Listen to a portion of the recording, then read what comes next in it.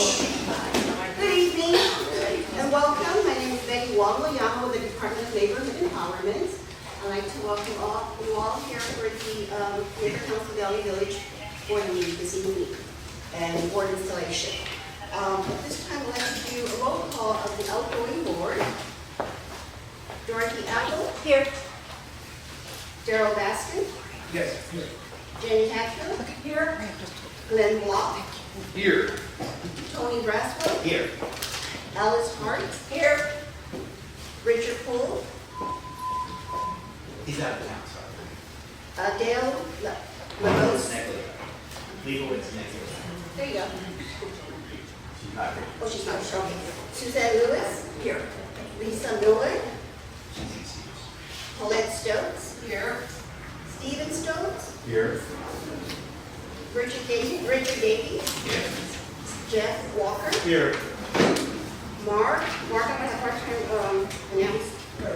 pronouncing your name. Worship. Okay, sorry. Eileen Garcia. She's on her way. She's on her way.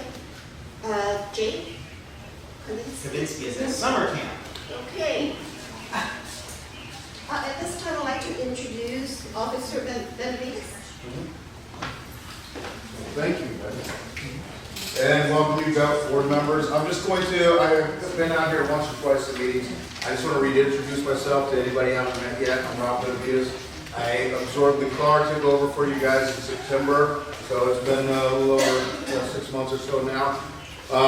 And I feel like we're doing a pretty good job of addressing some of the issues in regards to homelessness. We're doing a fair amount of outreach, also with Jessica's help. We got the parking restrictions in Laurel Canyon and Chandler, which has kind of reduced some of the issues we had over there with RVs. It's not 100% resolved, but it is a continual project for us. That being said, I mean, crime-wise, crime stats, I hate to talk percentages too much because small numbers lead to big percentages, either crime reduction or crime increases. So I would just tell you, across the board, the numbers are relatively the same with the exception of residential burglaries. The commercial burglaries, we had a few more this year to date than last year. And the big thing is personal theft. Items being stolen, a lot of these things from cars being left unlocked. I couldn't tell you how many cars get broken into that are just unlocked or they have key fobs left inside them or something like that. Most cars built within the last 5 to 6 years are real hard to get into and to steal without the key fob. So we're seeing some of that stuff, personal thefts in coffee shops, Yeltsin stores, stuff like that. People aren't paying attention to their items and they're easy targets. So please be aware of your belongings. I think I'm going to mention that in the last newsletter. I don't know if I put that in there or not.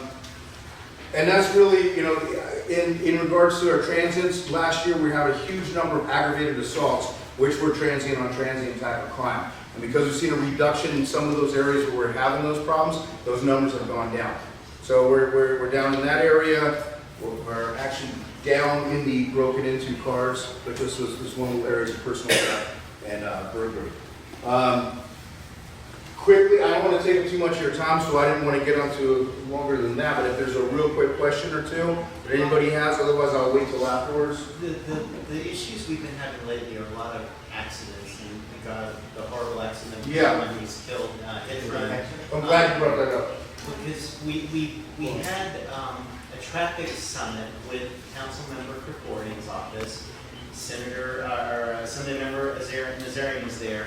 And the whole push was the state needed us to raise speed limits 5 miles an hour so that they could start enforcing speed limits. Right. And they assured us they would be doing that. But I know that they did some testing on Riverside, and the speeds weren't high enough to ticket. Right. But anecdotally, we keep seeing really bad wrecks. There was one on Monday at Riverside and Colfax. A really horrible wreck. What's being done with traffic?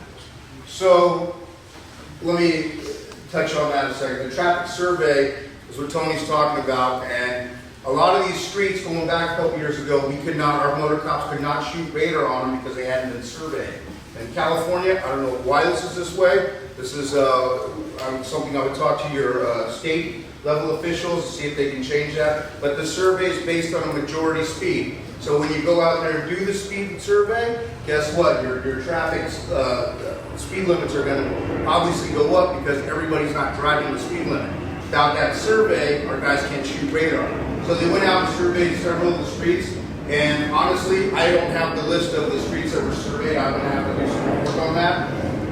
And then it's a matter of getting the request to go out there and do more traffic enforcement. If they're surveyed, our motor cops can go out there and shoot laser and radar and those kind of things to do traffic enforcement for those. We know, and it's not complicated, if we're out there doing enforcement, traffic violations and traffic collisions go down. It's just a matter of having enough cops out there, and this is where I tell people, if you have a traffic complaint, get it to me so I can get it to Valley Traffic Division so we can get some guys out there to do enforcement. And when that happens, slow down because somebody here is going to get a ticket and go like, Rob, I got a ticket. And then we talked about it in the meeting and that's why they're there. So we want to get that, we want to get the complaints and the requests for us to do enforcement there. And I'll find out which streets are surveyed, but I think Riverside is surveyed now, Moore Park, a lot of the majors are surveyed. So we should be doing the enforcement. And why it works that way, I have no idea, because it doesn't make sense to increase speed limits in areas where you have, congested from that kind of streets. And we already have enough traffic out there, now we have the added scooters and all these other things we're worried about. In regards to the hit and run, that was last Monday, I think it was last Monday, and that very sad story of the 91-year-old man, Holocaust survivor. It's tragic. I saw the video. I was so angry watching the video. It's very sad. But we were able to identify the RV because this was a known person living in the RV with her dogs, and we're very familiar with this person because it was a regular person to come in and complain about our officers. We were able to identify her very quickly. Valley Traffic Division detectives did the follow-up. They made an arrest, and she was arrested for a vehicular manslaughter.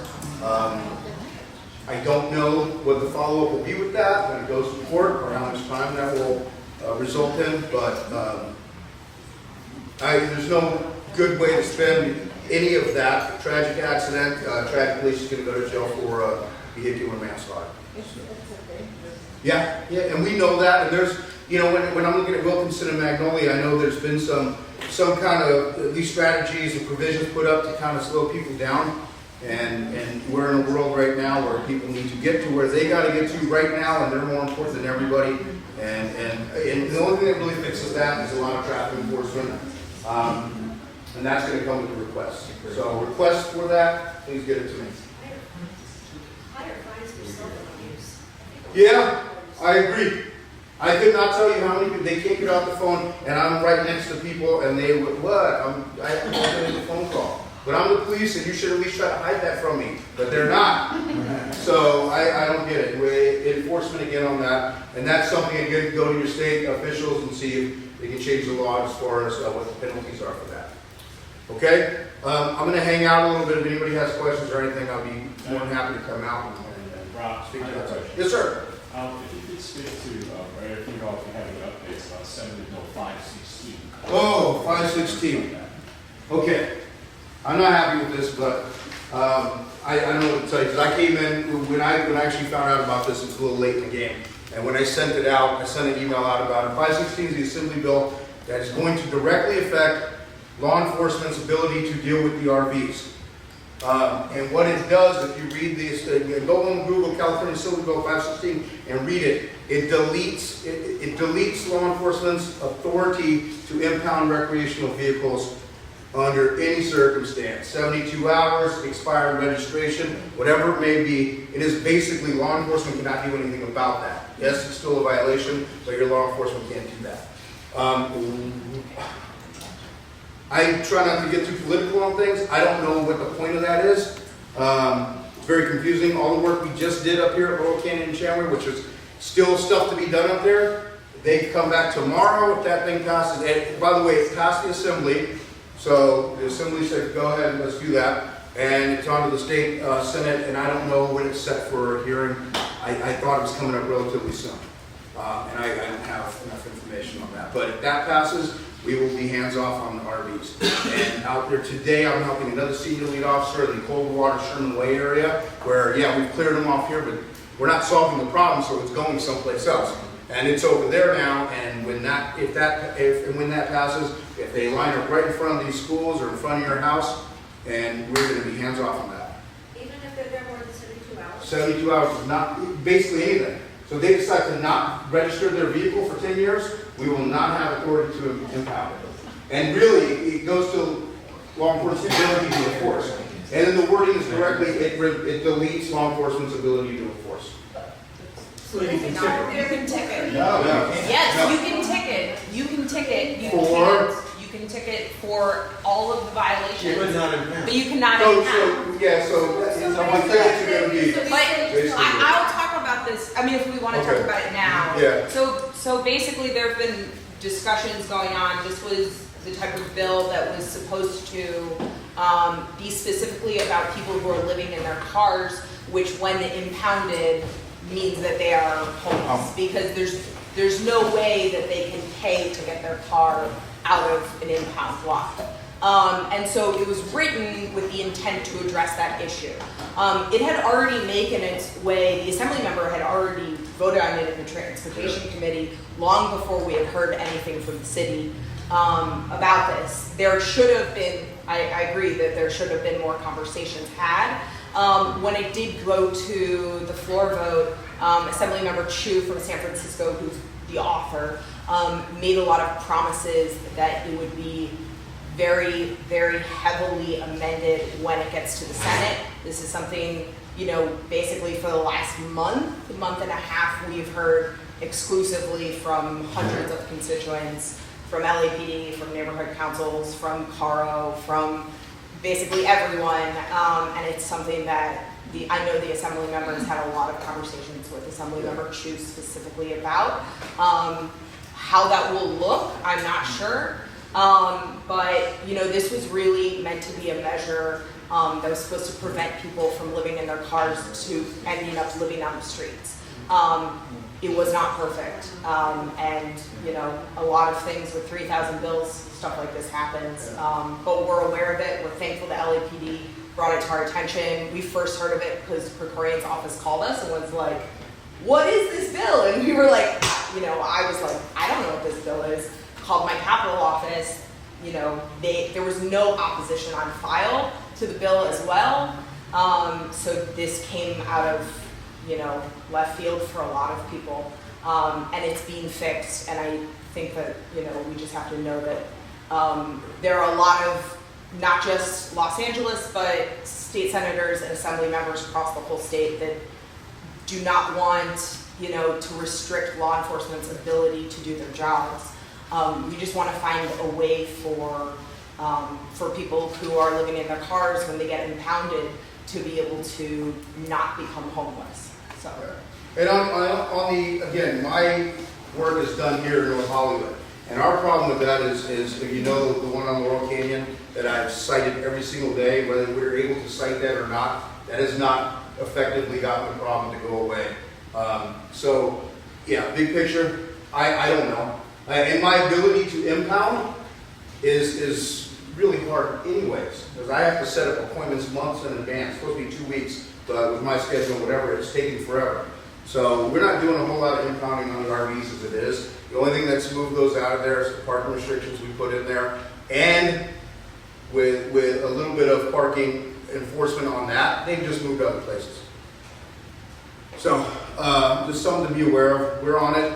And again, the easiest thing for me to give you guys is police presence in those areas. We will do as much outreach as possible with working with LASA and DMH. We're kind of wanting to get them involved if we're out there dealing with somebody that is not, receptive to our influence. We want to get these people out there engaged as well. So we're working with them on a regular basis. Yeah. Thank you guys. And again, I'm not going anywhere, so I'll be there. All right. Thank you.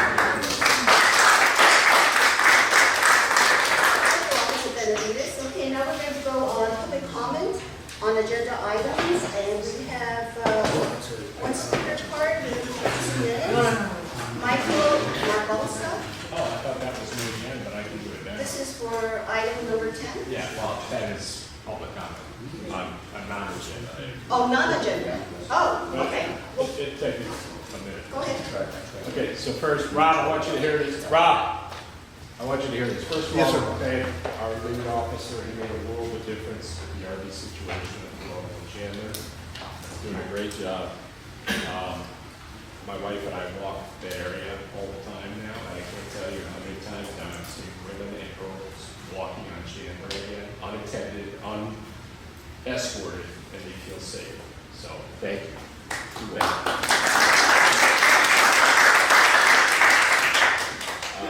I did have two quick questions besides that, which were, is there an update on SB 50? And have we got an update I can on that get crossing light situation? That I can do. You go ahead. Oh, okay. So SB 50, you guys may have heard it died in the Senate Appropriations Committee. Actually, Senate Portantino, who is the head of the Senate Appropriations Committee, he shelved it, which didn't mean it's going to die forever. It means it's going to be a 2-year bill. So next year, in the next legislative session, it will be able to have amendments and possibly come back. You know, I'm assuming if he is still the appropriations chair next year, which, to be honest, he may not be. If he is still the chair, there will have to be a lot of amendments for it to be able to get out of that committee. Sherman Oaks Homeowners Association, which is the other area I represent, sent out an email this week about a specific bill, SB 592, which is another housing bill that was a different bill, and there's a thing in the state assembly and state senate called gut and amend, which is basically, because we have a deadline process, you can take a bill that you decide to sacrifice, get rid of all of it, and put other wording in. Senator Wiener did that. It's a different housing bill. It's not SB 50. The email that went out from Sherman Oaks Homeowners Association said that it was. I got a lot of very frantic phone calls. It was not. The analysis on that bill and its impact has not come out. But from all the housing policy people I've spoken with, it's not a big deal. It actually is a law that's already in place, that has been in place since 2018, and it's just making some tweaks to it. So I just want to preemptively, I got calls from everywhere around our district, so I just wanted to preemptively say I'm keeping an eye on SB 592 to make sure that it is not, not an evil bill, but SB 50 for now is dead. What about SB? Excuse me, during public comments, there's no back and forth. Oh, Okay, so I did allow this, Yeah. Emma, but from here on, yeah, there's only public comments. From the public, you can make comments, but no response from the board or from the audience. Yeah, I didn't say anything. Oh, okay. But I was asking about that traffic cross light too. She may report that on her report, but other than that, there's no response. Okay? Thank you. Okay, now appreciation for outgoing board members. As I call your name, please come forward. Bridget Davies.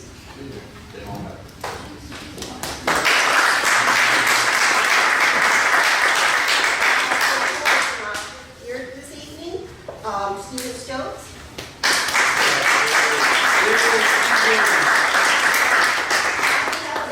I'd like to thank you for your time and dedication to the neighborhood council and your community, for your passion on community issues and being here for your community. So thank you so much. Thank you.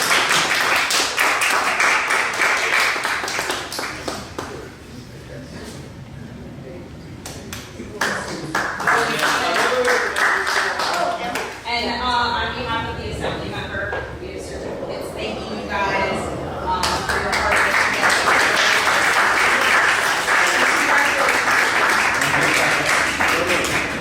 The proclamation from the city councilman, as there at UCLA, sorry about that. And I just want to very quickly personally thank these two gentlemen and Pastor on behalf of the board and all of the stakeholders who we have supported and worked for up to this point, and all the stakeholders who will forever benefit from the great work that you both did. Steven's been our treasurer for 10 years now. Quite. Close to 10. Richard was, I don't know what I can do to help, 7 or 8 years ago, and you did phenomenal things to help. And you both are fantastic friends of Valley Village. You're wonderful human beings, and it's been an honor, sir.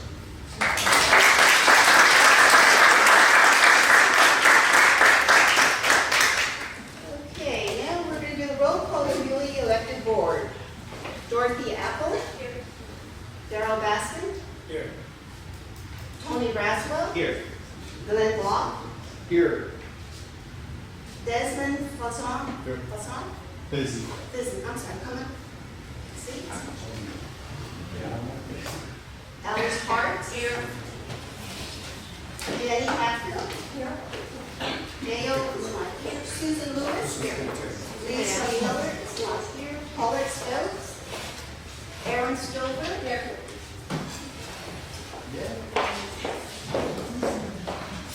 Maribel.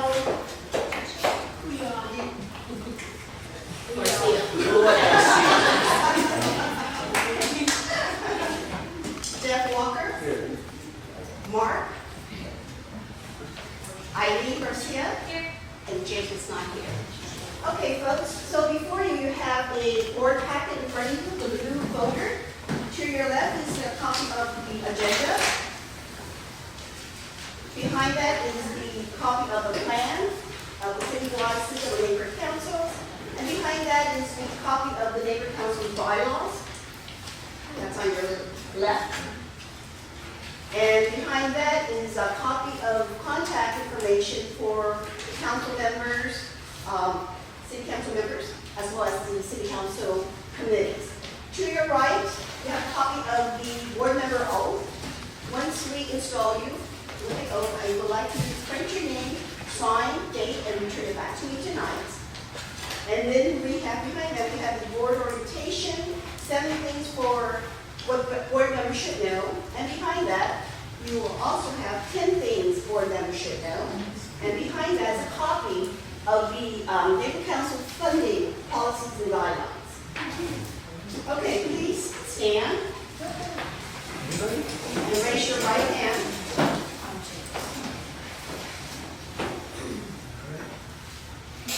I state your name. There's always someone. Pledge to represent my neighborhood with dignity, integrity, and pride. I will encourage other points of view, even though they differ from my own. I will respect, value, and consider everyone's opinion. I will find the good in my neighborhood and praise it and promote it to my neighbors and to neighbors throughout the city of Los Angeles. I pledge to do this to the best of my ability. Congratulations.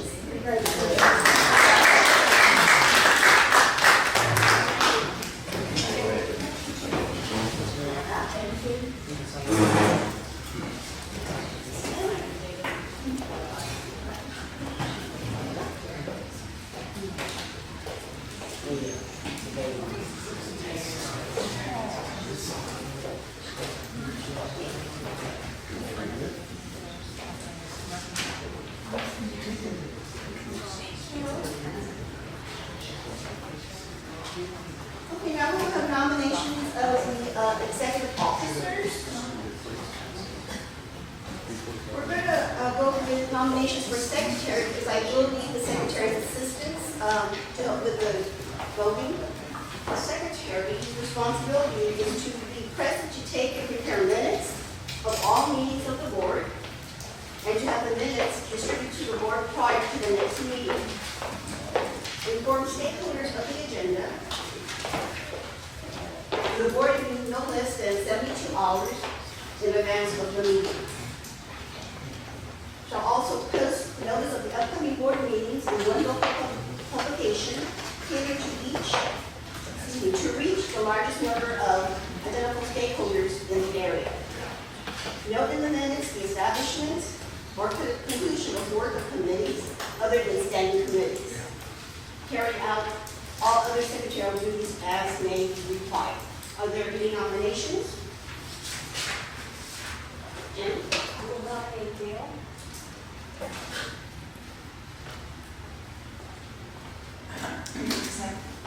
Yes, a second.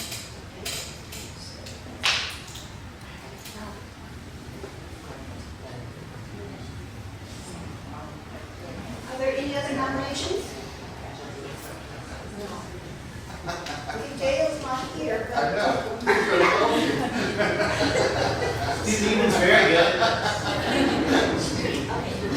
So, if there are no other nominations, we will close nominations. We will do roll call vote, and I'll take that here.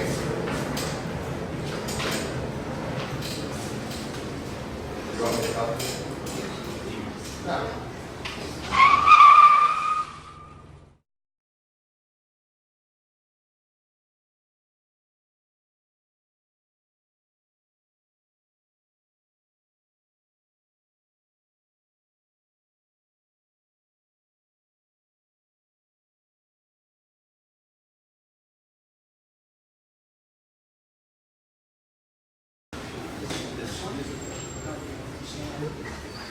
And the next one. You hold the next one. Okay. Dorothy Apple? Are you still here? No, no, we're voting for it. Oh, yeah. Yes? Yes. Daryl Baskin? Yes. Tony Braswell? Yes. Glenn Block? Yes. Desmond? Yes. Alice? Yes. Jenny? Yes. Suzanne? Yes. Susan's absent. Mrs. Lisa's absent. Paulette? Yes. Erin? Yes. Maribel? Jeff? Yes. Mark? Yes. Irene? Yes. And Jake is absent. Okay.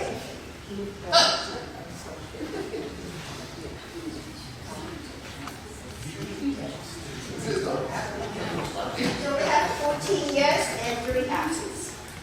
Congratulations to Gail. Okay, so the next officer will, I think it's Stephen first, yes, will be for president.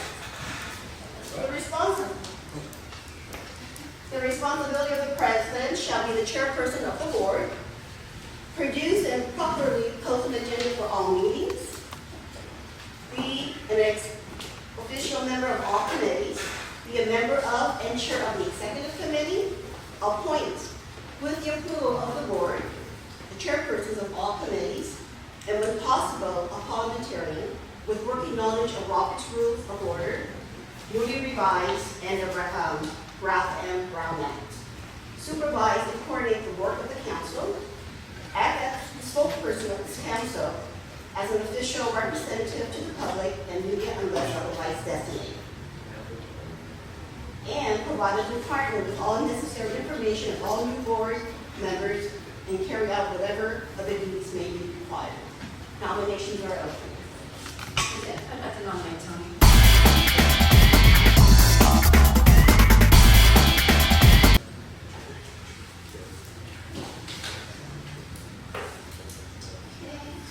I will second that.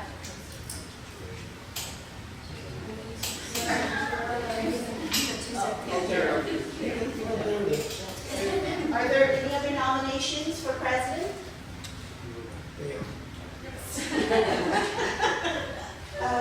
you like to say a few words? I would. It's, you all are friends, I think. Yes. Thank you. So we'll go ahead and do the roll call vote. Stephen, go ahead. Dorothy Apple. Tony Braswell. Vote. No. You should. I abstain. Glenn Block. Yes. Desmond. Yes. Alice. Yes. Jenny. Yes. Suzanne, Yes. Paulette, Yes. Aaron, Yes. Maribel, Yes. Jeff, Yes. Mark, Yes. Eileen, Yes.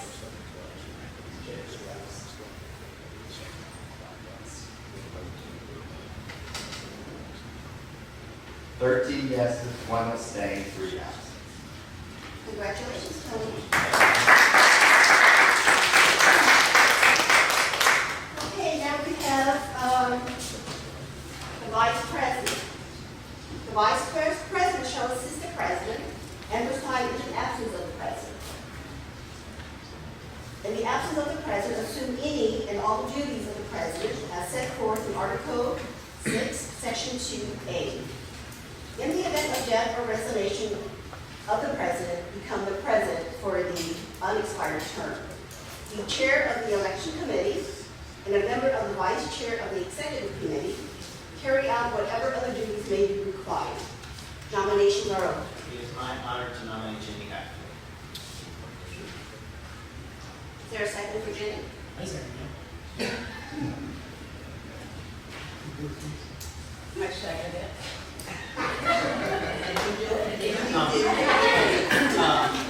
May I allow the nomination to come from Allison? I'd like to nominate Suzanne Lewis. I second it.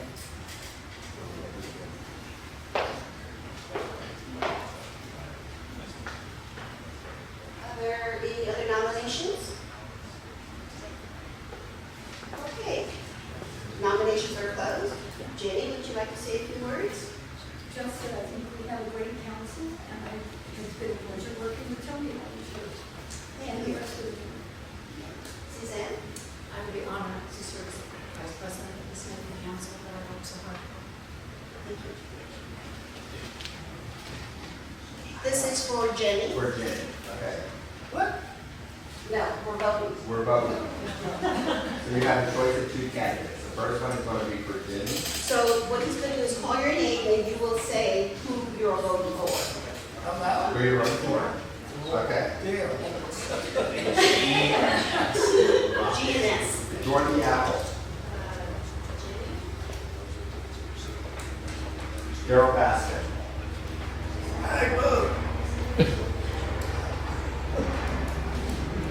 No. One of the other. Good Mark. abstain. So good. So far, it's Suzanne did. 1-1. Tony Braswell. Jenny Hack. Glenn Block.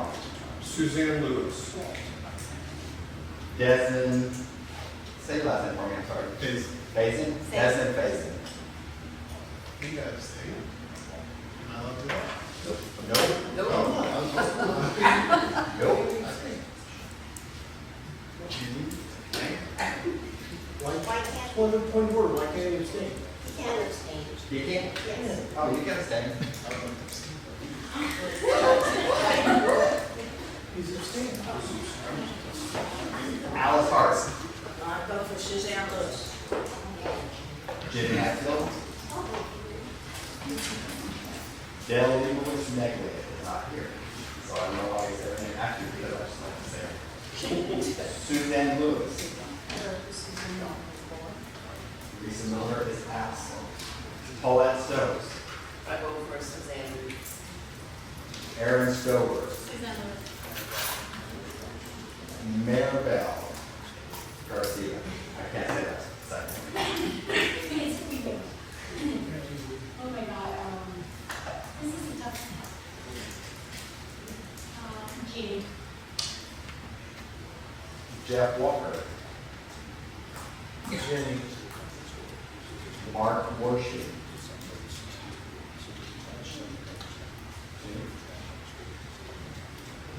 Eileen Garcia.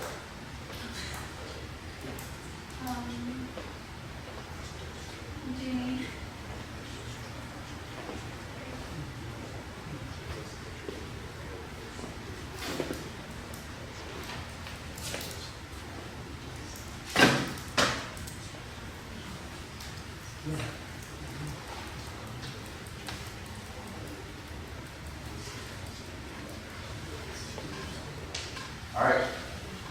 This is a question for. Is it like? Is it a student? Is it a student? So, in case of a tie, winning candidate will be determined by coin toss. But sure, it's not on rock, paper, scissors.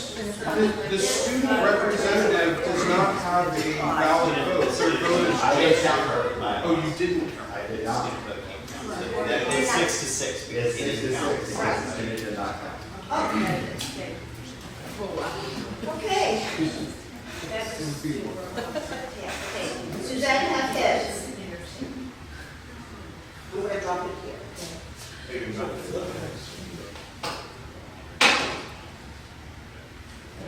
what the new ones are. Tail. You're the tail. Congratulations, Mary.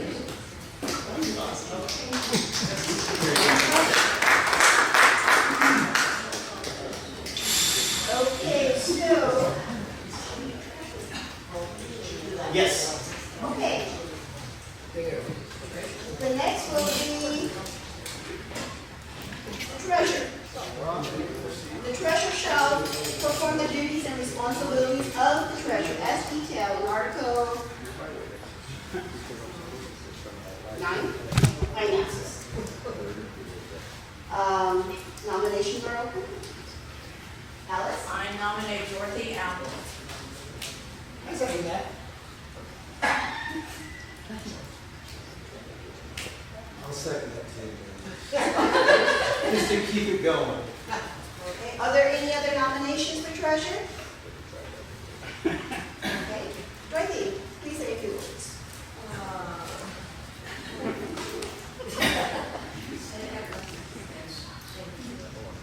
Okay, I'd be happy to do it. thank you. All right, let's call for the vote. All right. Dorothea? Sure. I actually need a yes or no. Yes. Darryl Baskin? Yes. Tony Braswell? Yes. Lynn Block? Absolutely. I need a yes or no. Absolutely, yes. Desmond Faison? Yes. Alice Hart? Yes. Jimmy Hackworth? Yes. Dale Leibowitz Neckley, because I just love her name. Suzanne Lewis? Abstain. Abstain. Lisa Miller is absent. Paulette Stokes? Yes. Aaron Stover? Yes. Maribel? Yes. Thank you. Say it, you how do you say it? We go up. You And then all sounds like a lot. Lord, I grew up in Oklahoma, I can't say it. Say Garcia. Okay. Jeff Walker? Yes. Mark Worshie? Yes. Eileen Garcia? Yes. And she's absent. All right. 13 yeses, 1 abstaining, 3 absent. Congratulations, Dorothy. You're the treasurer. Okay, so this year, this fiscal year, neighbor councils will be allowed to have 2 card holders. Okay, this is in case the first card holder is on vacation or the treasurer's on vacation, so we have a second holder, a card holder to make whatever purchase for the neighbor council and vice versa. Okay, so just a reminder, treasurer, card holders, and second signatory and alternate signer must take a live funding training. Okay? The rest of the board, you can take it online. All right, nominations are open. First card holder. Jenny, happy. She has it already. Is the treasurer by default a card holder? Or- No. There's No. So we have 0 card holders and we're starting with 1 now. We have 1 card holder now. We can have- No, but this is, we're voting on the very first one. The very first card holder. Understood. Okay, Jenny? Is there a second? I'll second that.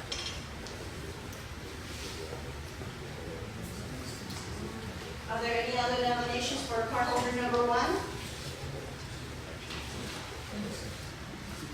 No? Okay, nominations are closed. Jenny, would you like to say a couple words? I have about 10 items that I have to upload, and I have to find out how to do it, so.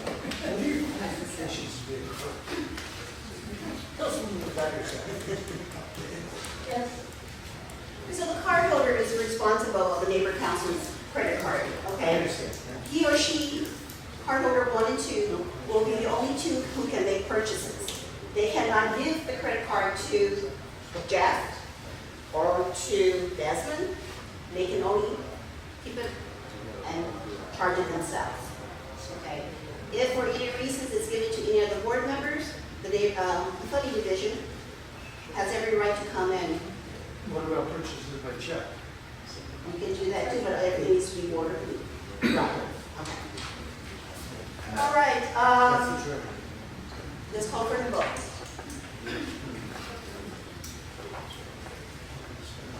Jordy Apple, Yes. Darrell Baskin, Yes. Tony Braswell, Yes. Glenn Block, Yes. Desmond Faison, Yes. Alice Hart, Yes. Jamie Hatfield, Suzanne Lewis, Lisa Miller, Paulette Stokes, Yes. Aaron Stover, Yes, Maribel sir. Garcia, Yes. Jeff Walker, Yes. Mark Worsham, Yes. Eileen Garcia, Yes.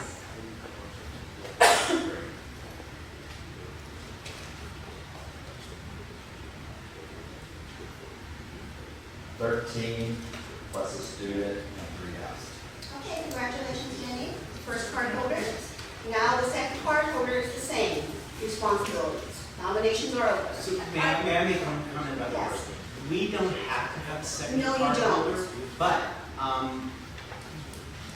it's a prudent thing to do because if for any reason Jenny couldn't use the card, we don't have a backup card. Yeah. So I do think that it's a useful thing. We don't have to go to cardholder 1 first and make Our policy one, right? says 1 uses the card unless specifically asked to use it, but it's always 1. Oh, really? It's a backup. That's our policy, our finance policy's always been. But that's not in our bylaw. It's not our bylaws, no, it's just a policy. We haven't had 2. We haven't had 2 cards. As long as that's fair. So I think we should. I just wanted to preface that the first card holder would be the primary, or the person who uses the card. I think we should decide that policy. I'll nominate Suzanne Lewis. Suzanne? I'll second that. Go ahead, Maribel. Second. Are there any other nominations? If not, nominations are closed. Suzanne? Say the words. Vote for me. Okay, yes. Call for the vote. Dorothy Apple, Yes. Darrell Baskin, Yes. Tony Braswell, Yes. Glenn Block, Yes. Desmond Faison, Yes. Alice Hart, Yes. Jamie Hatfield, Yes. Suzanne Lewis, Paulette Stokes, Yes. Aaron Stover, Yes. Maribel Garcia, Yes.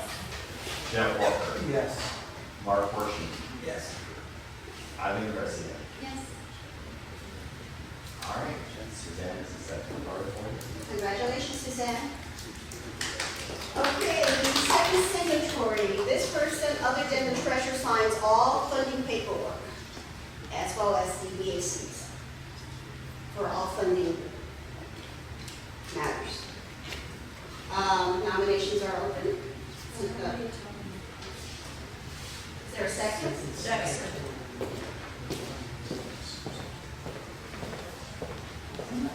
Are there any other nominations? This is for what? Second signatory?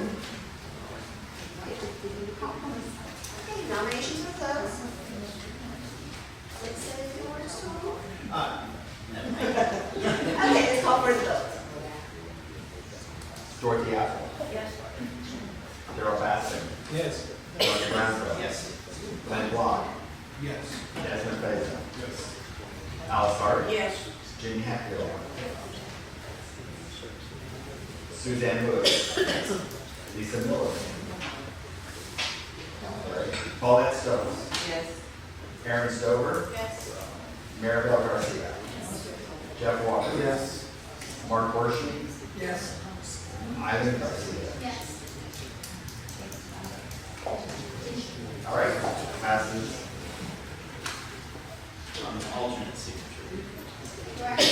Okay, now for the alternate signatory. This will be the alternate, the signer, if Tony's not available or the treasurer's not available. If they're on, one of them are on vacation. Then you have to have 2 signatures on all funding documents. Okay? I nominate Jen.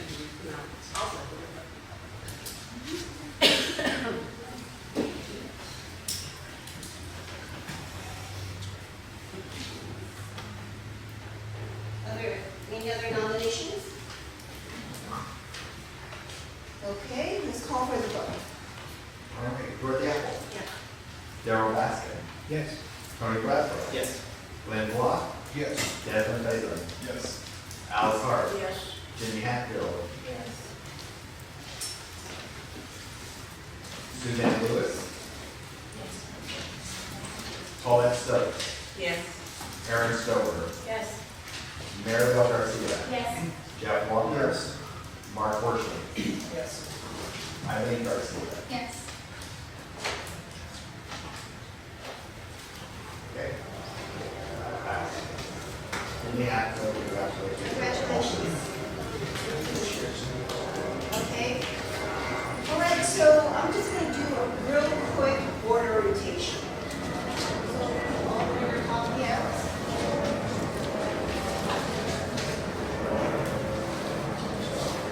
So how did the Neighbor Council movement begin?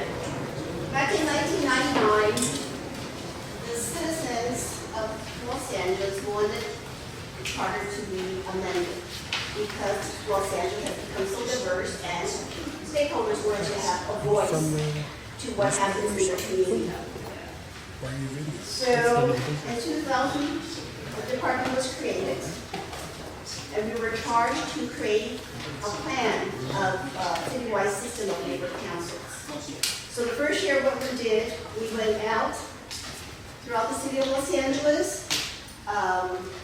We went to homeowners, renters, nonprofits, community-based organizations, faith-based churches, schools, senior citizens, to get their feedback on how we should create this plan. We needed to know how many stakeholders should we have for their boundaries, who should set the boundaries, and so on and so on. So we retrieved all this information, we put the plan, a draft of the plan, and I'm happy to say I am a pioneer member of the department, and I was one of the original 8 who helped write the plan. So with that said, the plan was approved by City Council in 2001, and our mayor at that time was Richard Burden, and he approved it. So we had a real thick one back then, and we had all the signatures of all the city council members, Mayor Burden, and all the staff and commissioners that were part of it. So I mean that I framed it. Okay, so in 2002, Wilmington Neighbor Council was the very first to be certified. Valley Village was the 45th Neighbor Council to be certified on September 10th, 2002. To date, we have 99 certified neighbor councils. We will continue to have certified neighbor councils. Many neighbor councils now are subdividing, such as Westwood. They have subdivided their neighbor council. There's Westwood and there's North Westwood. Historic Cultural Neighbor Council, which consists of the Arts District, Little Tokyo, El Pueblo, Chinatown, Victor Heights, and Solano. Well, they split that in half. So now the Historic Cultural North consists of Solano, Victor Heights, Chinatown, and El Pueblo. Historic Cultural now is Little Tokyo and Art District. So they get their own funding of $42,000. Every certified neighbor council is received $42,000 annually. This year, they're able to roll over their funds up to $10,000, which hasn't been spent, and that will be part of your funding for next year. So for example, Original amount, 50,000? original amount was 50,000. Back then, we had a lot of money, but with the budget cut, we had to cut down. We went down to 38 to 40. Now it's back up to 42, and hopefully somewhere down the line, it'll be back up to 50,000. Okay, so when you become a neighbor council, you are part of both the internal certified boundaries and external system citywide. In other words, you're part of the city family. You cannot sue the city because you are the city. Okay? Neighbor councils promote citizen participation, empower their community to have a voice, help resolve community issues, and advise on city policies. Neighbor councils who network more frequently with their stakeholders, their peers, the elected officials, city departments, senior lead officers, will be more effective in getting their community issues solved. I'm going to be jumping here and there, okay? So we have Board of Commissioners Advisory Board. We have 7 for each region. So we have 1 for Central, 1 for East, 1 for the Valley, 1 for South LA, 1 for the Valley, 2, North Valley and South Valley. The department's role is to provide assistance to the neighbor councils. We provide training, leadership trainings, tools to help you to become a better leader, to be better equipped to assist your stakeholders.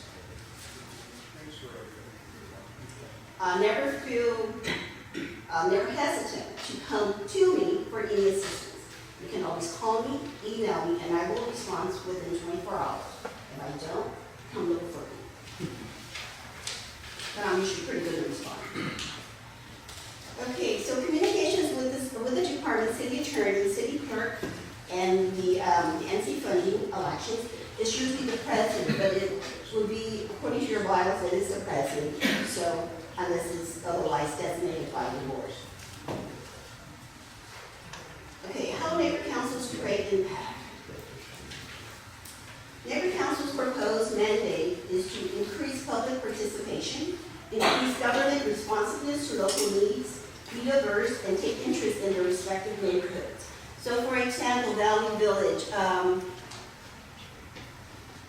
know that you were having problems with, you got the sun wall going up, okay? You got the stakeholders involved, people were saying, hey, it's making a lot of noise, da da da da. Well, what did the neighbor councils do? They talked to the elected officials, they went out there, talked to the different departments, and now they're working on it. Yeah, well, we started out like 40 years ago. Yeah. But state councils do have, you know, and if, for example, Chinatown, before they were certified, they were going to open a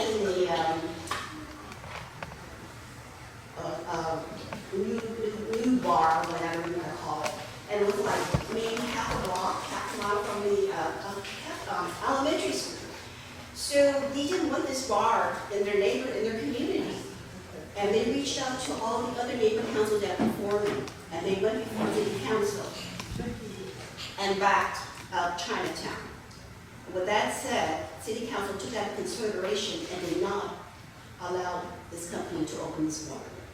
So, you know, neighbor councils are very powerful by working together, not just within your own district, but with other neighbor councils, with your neighbor councils on different issues, okay?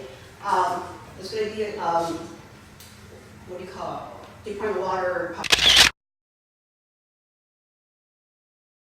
power rates going up.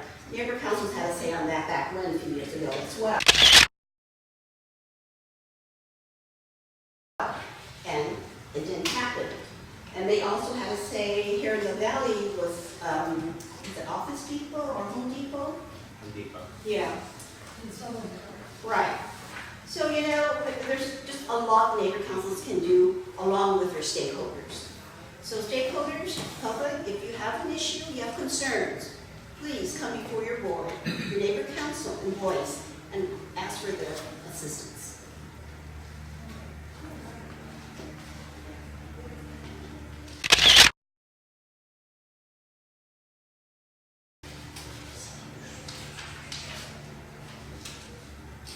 Okay, so your bylaws. Your leisure time, I encourage every single one of you to review your bylaws and understand. Know your bylaws, because your neighborhood council is run by this, by these rules, okay? You need to know how many board members, board seats do you have. Do you all know how many board seats? You have 15. How many board members need to have an official meeting? Quorum is 8 with an executive officer. How long do the officers serve? 2 years. That was more. Yeah. What committees do you have? What have you created? Tell me what you're talking about that later. How do you join a committee and so on? Regular meetings. Regular meetings, neighborhood councils are to have monthly meetings. With these monthly meetings, you need to have an agenda, okay? With the agenda, you need to post within the 72 hours for regular meetings. On your 24-hour site, your website, and you also need to submit to the neighborhood council support system where we will post for you on the early system notification. On this early notification, what we do is we post and it goes out to all those who have subscribed to receive your agendas, not just for your board meetings, but also for your committee meetings. For special meetings, it's 24 hours, and there's no such thing as an emergency meeting. Only the mayor or an authorized official can call a special meeting. Neighborhood councils cannot. Okay. On the agenda, there are some requirements. One is the ADA compliance. That must be in your agenda, all agendas. Okay. Request for public records, and you must have agenda item, general comments on non-agenda items. Those 3 are required to be on your agenda.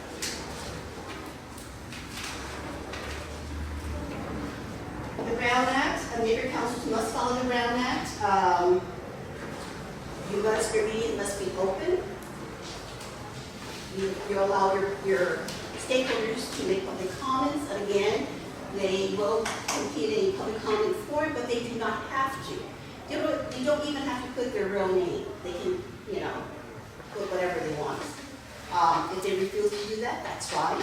They can just come up and say whoever they are and make their public comment. There's no back and forth responding from the board members. There's no serial communication, meaning we recommend that all board members have a neighborhood council email address. Do not use your personal email, because when anyone who requests a public Records Act, thank you. And if you're not using your neighborhood council email and you're using your personal, we have to go into your personal email and retrieve everything. You don't want to do that. So please, new board members, speak to Tony on how we can get you a neighborhood council email. And I think the other board members have one.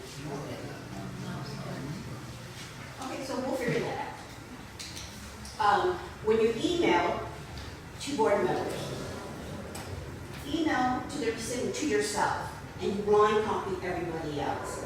The reason for that is because you don't want board members to respond to you. That's considered serial communication.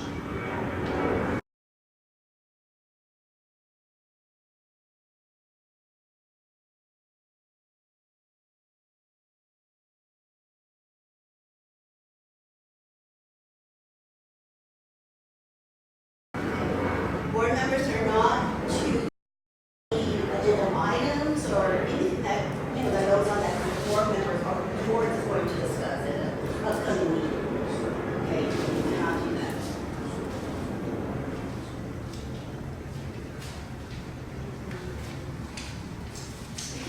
that there will be a live ethics training here in the Valley at the Brownie Center on Wednesday, July 31st at 6 o'clock. If you would like to attend, which I encourage every one of you to attend, even if you've already taken your ethics training already. I encourage you to come to a live session, interact with the city attorney. Okay, email me, and I will take care of the RSVP and the parking for you. Okay, so the rights of the public.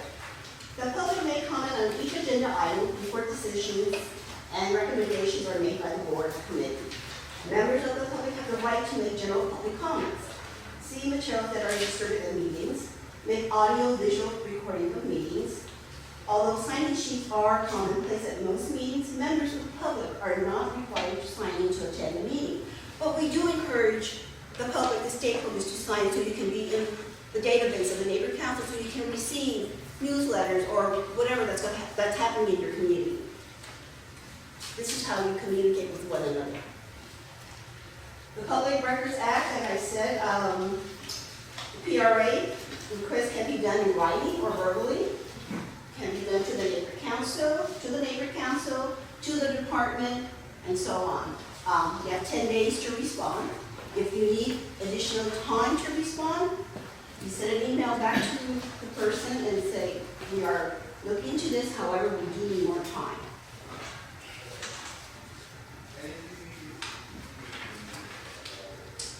American with Disability Act. Title II of the Americans with Disability Act, ADA, applies to operations of state and local governments. Neighbor councils, as part of the city family, are required to provide a reasonable accommodation to the public attending their meetings and events. What are reasonable accommodations? There are efforts made to remove barriers which prevent or limit participation by persons with disabilities in a program, service, or activity. We need to have a large room. We need to have enough room where someone with a walker can walk through without complications. We also need to have enough room where a wheelchair can go through without complications, as well as the restrooms. We also encourage folks to, there's a walkway where folks can walk with their walker or with their wheelchair instead of going up the stairs if you don't have an elevator.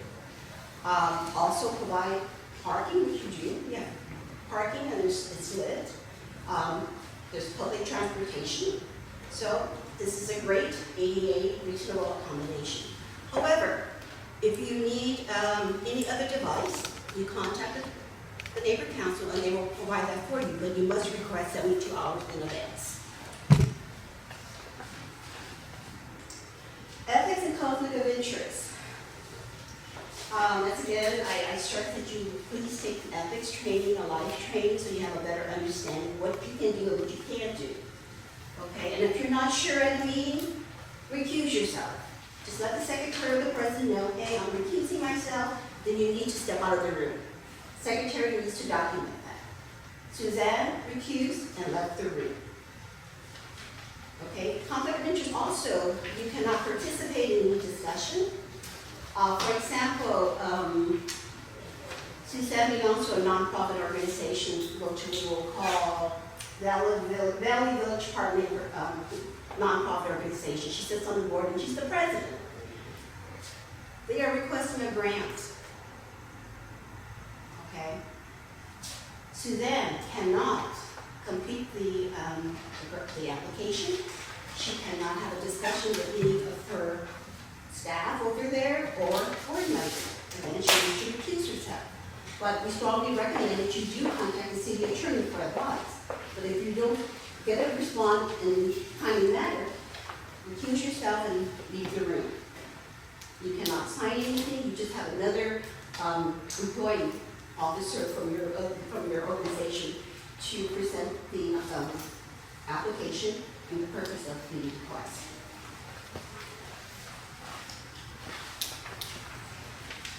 If any board member has any concerns, you can go to Tony, email him, or email me directly, and I will forward the email to the city attorney, or I can provide, or Tony can provide you with the city which they will contact you individually and consult with you. They will not share any information with any other board member other than yourself. It's confidential, okay?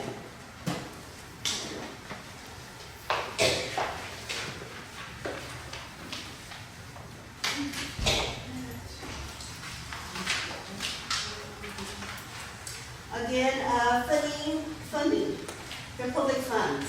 So neighbor councils receive $42,000 annually. You use these funds to help better your community. You can do a beautification cleanup in your community. You can do give grants to schools, public schools in your community. Grants can be given to nonprofits, organizations which are 501c3s and LAUSD schools and city departments. They must fill out the application. They must present the proper documentation that's requested. They are nonprofit 501c3. They must provide the determination letter that they are a 501c3. Okay.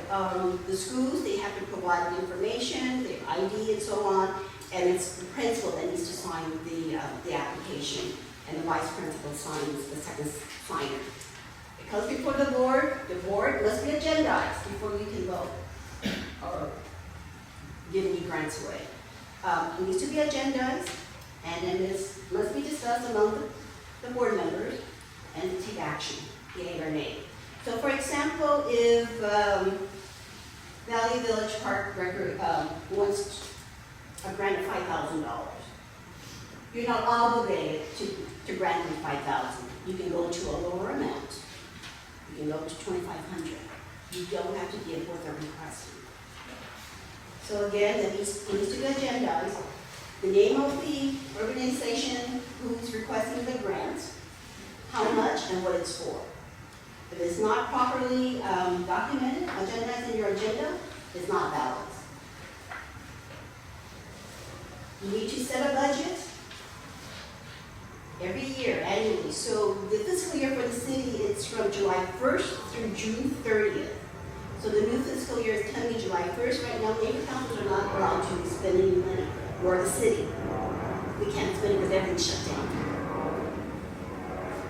So we encourage you, abide with the deadlines that the neighbor fund provides you. I think the last neighbor is June 20th to use your credit card.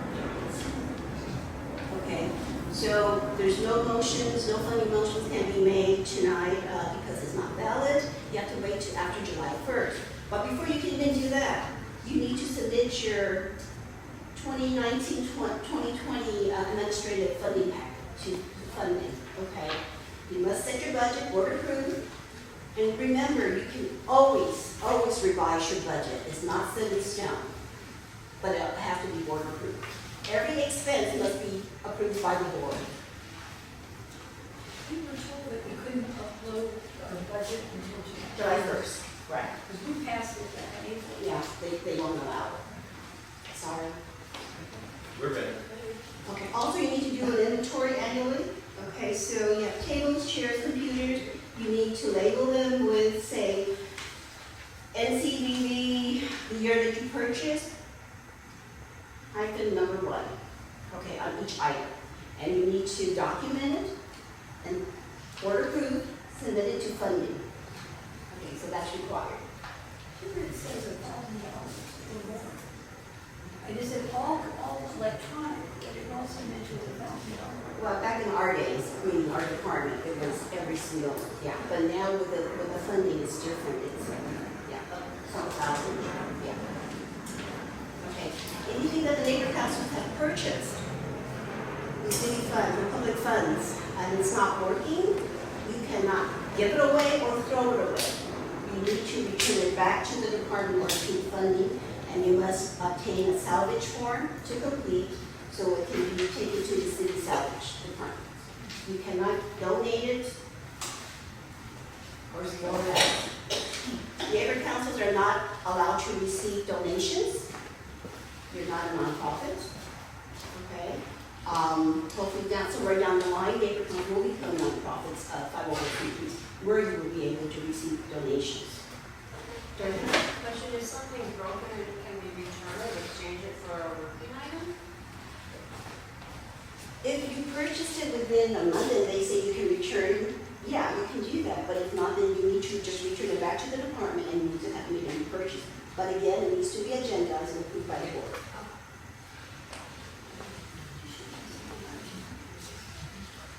The return needs to be, the salvage needs to be agendized? Yes, everything, yeah. Whatever, anything that you do, the neighbor council needs to be agendized and board action, okay?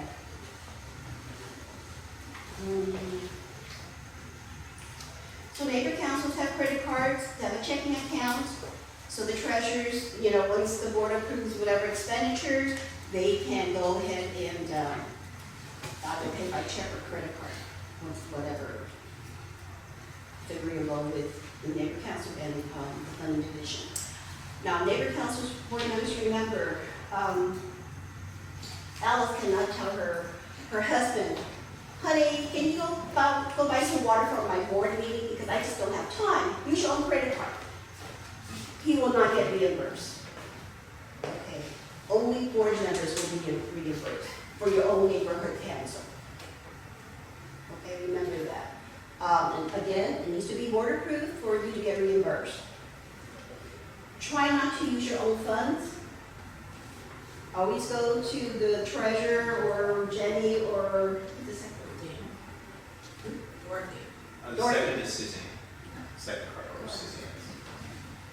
So you go to them, but again, it must be all board approved for all expenditures before you go to them. Do not pay out of pocket, because sometimes you will not get paid back, reimbursed. If the funding division feels that, well, this is not valid. Okay. So just be very careful. You do not use your credit cards or your checking accounts to purchase gas for yourself. You do not use it to purchase lunch or refreshments for yourself.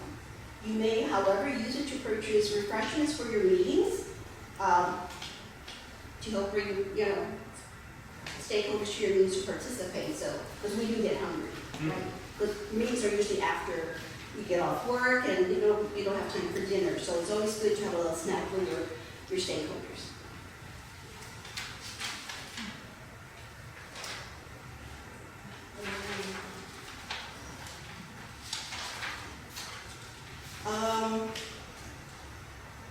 Community impact statements. This is very important. What are community impact statements?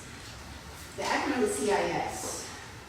CIS expresses a position taken by a neighborhood council regarding a matter, proposed policy or legislative issue that is before the city council or any other committee or commission. Neighborhood councils can take a position. You just need to vote, but you also need to authorize, board agenda again, to authorize who can submit the CIS on behalf of the board. Okay, so I recommend at least 3, just in case 2 are not available. At least 3. Okay. So you do have a say to the city council that yay, no, I don't want this. Not in our community doesn't want this. For example, I think there was something about the homeowners, they were going to raise something, I forget what it was, and I remember neighbor council was opposed to it, but I can't remember what it was, but I remember that, and it went before city council, and not just this neighbor council, but other neighbor councils were not for it, they were against it. So city council took that into consideration as well. Okay. And just so you know, there is a new, I think it's going to be effective July 5th. Party houses are no longer are not going to be valid, meaning that Airbnb, folks cannot have parties anymore. Because a lot of short rentals are not allowed to have parties. That's going to be the new law, and that'll be effective July 5th. So there's been a lot of problems, and not just your community. I don't know if you have any problems here, but there's other communities where they would just rent a place, have wild parties, and then it gets out of hand. Okay. And then the homeowners are responsible for all the mess they make and all the damages. And that's not right. So, and then it's always fines and what have you, but there's there's going to be a new law, a new ordinance that has been passed. And it's important for neighbor councils to outreach to your community, to your stakeholders.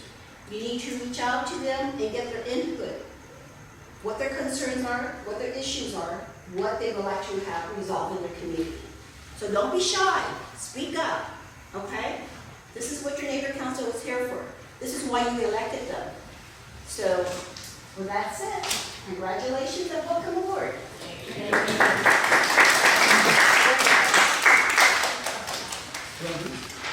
All right. Is there anything else, Debbie? That's it? That's it. Okay. Oh, so now I'm happy to turn over the meetings to our community Oh, president. thank you. Oh, okay, I didn't see her. I present to you. Okay. Okay, we are going to move on to agenda item number 7, and we don't have a lot more. Is there no public comment on that? Would you like to make a comment? Well, yeah, but you're supposed to call for it at the end of each agenda item. If you'd like to make a comment, you may. You're supposed to call for it at the end of each agenda item. I'm asking for it now. You're supposed to call for it at the end of each agenda item. Excuse me, what is he calling for? He's asking for public comment on your presentation. Nobody called for public comment. Okay, well, when I'm doing orientation, there's usually no public comments, but if you'd like to make Every a comment. agenda item has to have a public comment. Okay, that's fine. Go ahead and make a comment. Well, no, it's in the Brown Act. Okay, so go ahead and make your comment. Well, you act like I'm making it up. I just wanted to talk about the thing about the Americans with Disabilities Act thing because I filed a federal Americans Disabilities Act against this council and the neighborhood councils for not addressing the fact that people that live in this community who are homebound could not get to the elections to vote. There are no ADA requirements that you guys put out to deal with handicapped people trying to get here to vote. I also stood out in front of this last vote for quite a long time, and there was no place on the street where this council said that people were allowed to pull up on the street for street voting. There was nothing there. There was not. I stood out there. I stood out there for 2 hours, and there was nothing there. There was nobody there to greet anybody who was handicapped in a car. I stood there, and my partner was there with me. My friends were all there. We all witnessed it. There was nothing there. Just to address that, has nothing to do with the neighbor council nor the department. It is the responsibility of city clerk election division. They handle all the elections. They handle all the venues, and it's their responsibility to approve the venues, to ensure that there is ADA compliant. Okay, it has to be ADA compliant. And I know for a fact But it wasn't. for every voting site, there was a bell, a little stand for curbside. How is a handicapped person supposed to get out and ring a bell? You don't have to get out; you can just ring it. If they're immobile, they can't do it. The public comment period is for someone to comment, and Eric, if you've got more to say, thank you, but we won't respond to it.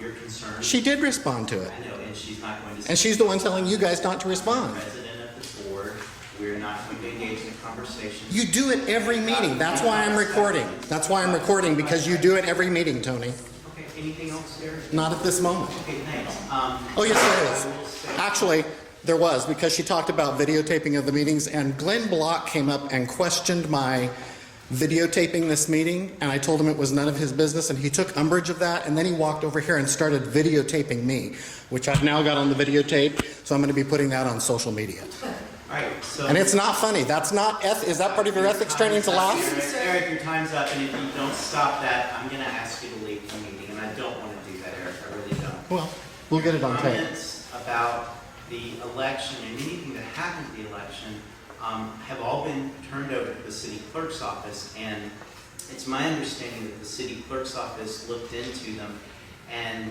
if you didn't get feedback, I thought you weren't supposed to comment on I will it. have to check on that, but I'm talking to the board now. The concerns that were raised for the election went to the city clerk, and all of those were I don't know if investigated is the right word, but they were looked into by the city clerk. Right. and the 3 grievances that were filed were found to be not valid. So I've not received any response to any of the grievances. We're going to move on now to the next agenda item, which is committee membership and committee chairs. So our bylaws say that the president, with the approval of the board, appoints committee chairs.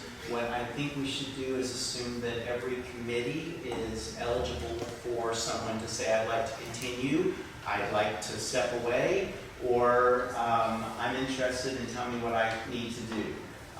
What I will then do is process that with the executive committee, and for the next meeting, we'll come back with a slate of chairs for the 7 meetings. Is that okay with everyone? Yes. Okay. So you want feedback now? No, between now and then, one-on-one. Some people don't like to do it. You will, I know. My feedback is I'd be happy to have new blood on the city services committee, either in leadership or participation. You know, I'll steward it in the meantime, but anybody that wants to step in, they're welcome. Thank you, Jeff. I want to, and in committee membership, every board member is required to serve on at least one committee. Some of our board members serve on multiple committees, and we certainly applaud that, but we don't want people to overextend themselves. So look at the committee list. This is a great time to change. It's a great time to take on another committee, move, whatever you want to do. New board members, feel free to reach out to me. I'm going to talk about the committees that we have.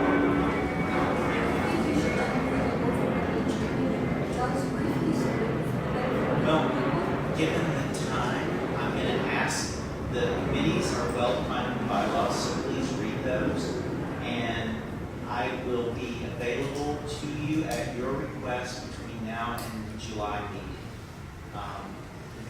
It's just that it's late, and I think everybody's a little bit tired. Let's do it that way, if that's okay. One other comment to dovetail on something Jeff just said. I love Ballard Village, as do every one of you, and that's why we do this.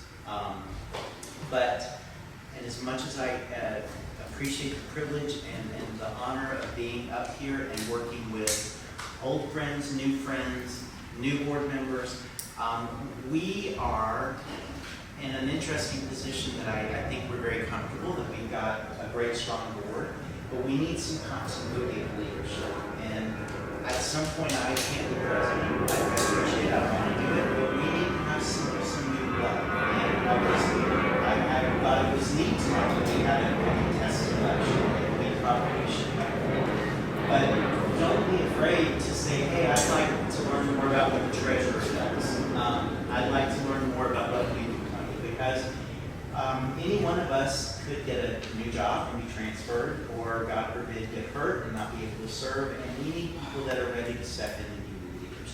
So every single one of you has an amazing skill set that I've grown to know. Some of you are new, but I've done a little bit of research, and I know that you bring great stuff to the board.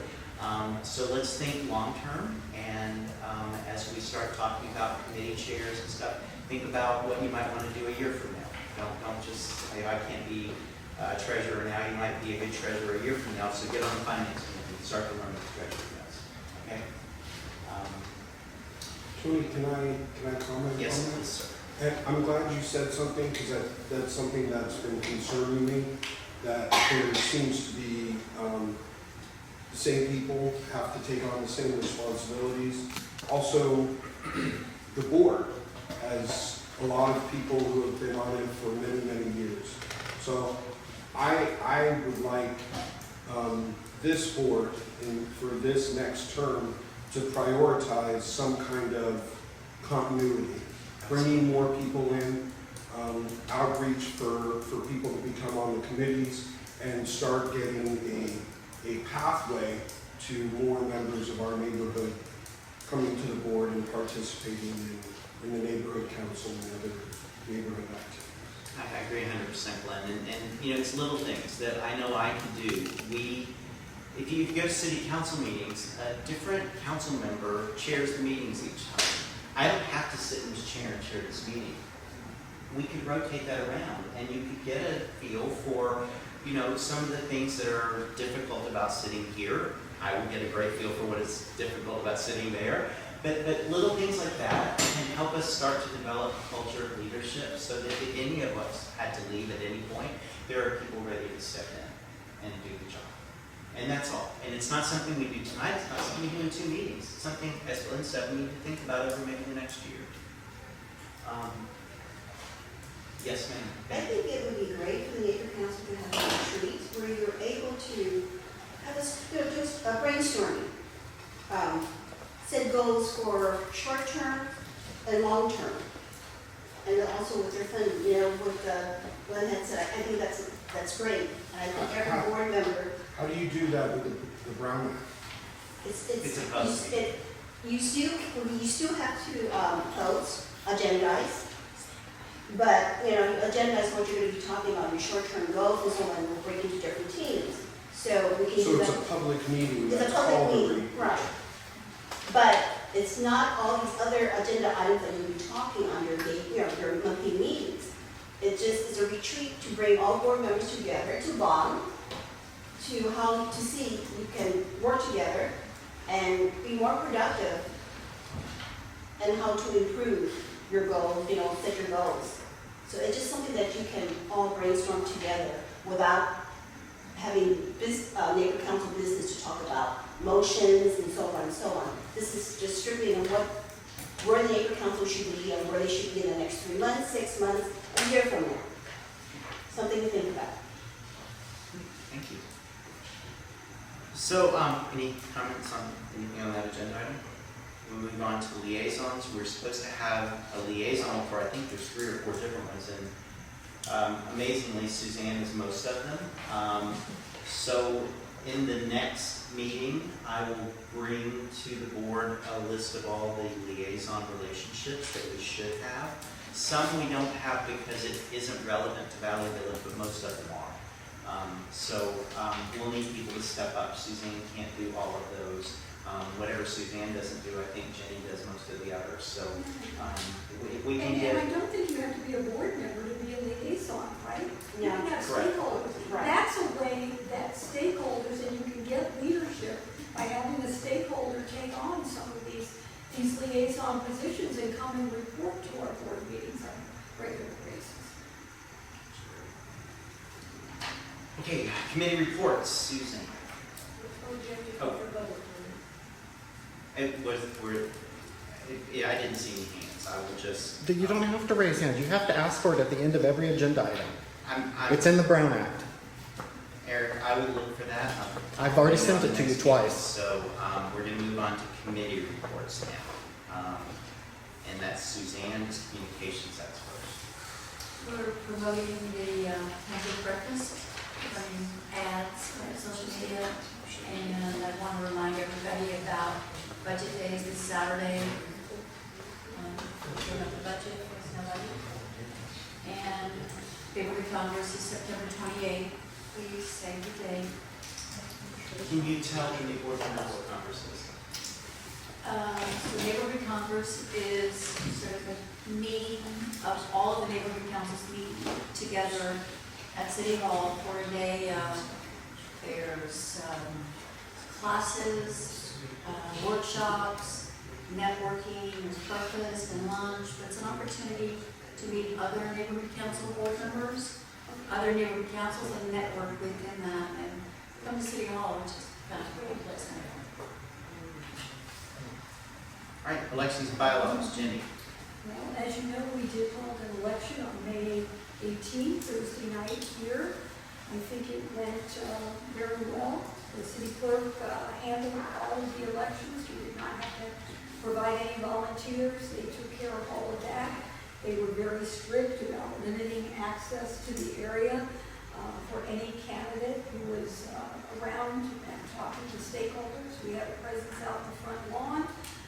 We had music. We had food. We had quite a few people who came by and were very appreciative of the day. Our vote tally was 241, I believe, which was a little less than we had 3 years ago when we held the last election. I think we had about 20 more votes or so. as we mentioned, there were some grievances filed. The city clerk's office handles those. We don't get involved at all. And, you know, they need to, they evidently have considered those challenges and found them not to be of concern, I assume. So that's the last I heard of it. They were dismissed. They were dismissed. As you know, I go to the Valley Alliance and Neighborhood Council meetings, and after every election, bank, which is one of the regional alliances for the new members. The city is divided up into all different regional alliances for the most part. And in the Valley, there are 34 neighborhood councils, and they comprise the Valley Alliance. And you are more than welcome, anybody on this board, to go to their monthly meetings. It's the second Thursday of the month at Sherman Oaks Hospital, where usually there's either 20 to 30 representatives from neighborhood councils in the Valley, and they discuss all sorts of issues.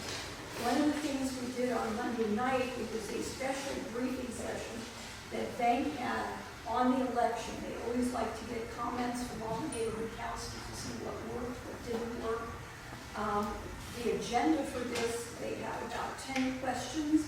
We only got, after 3 hours, we only got through about half of those questions. I think there'll be another session at some point. One of the things that they shared, they felt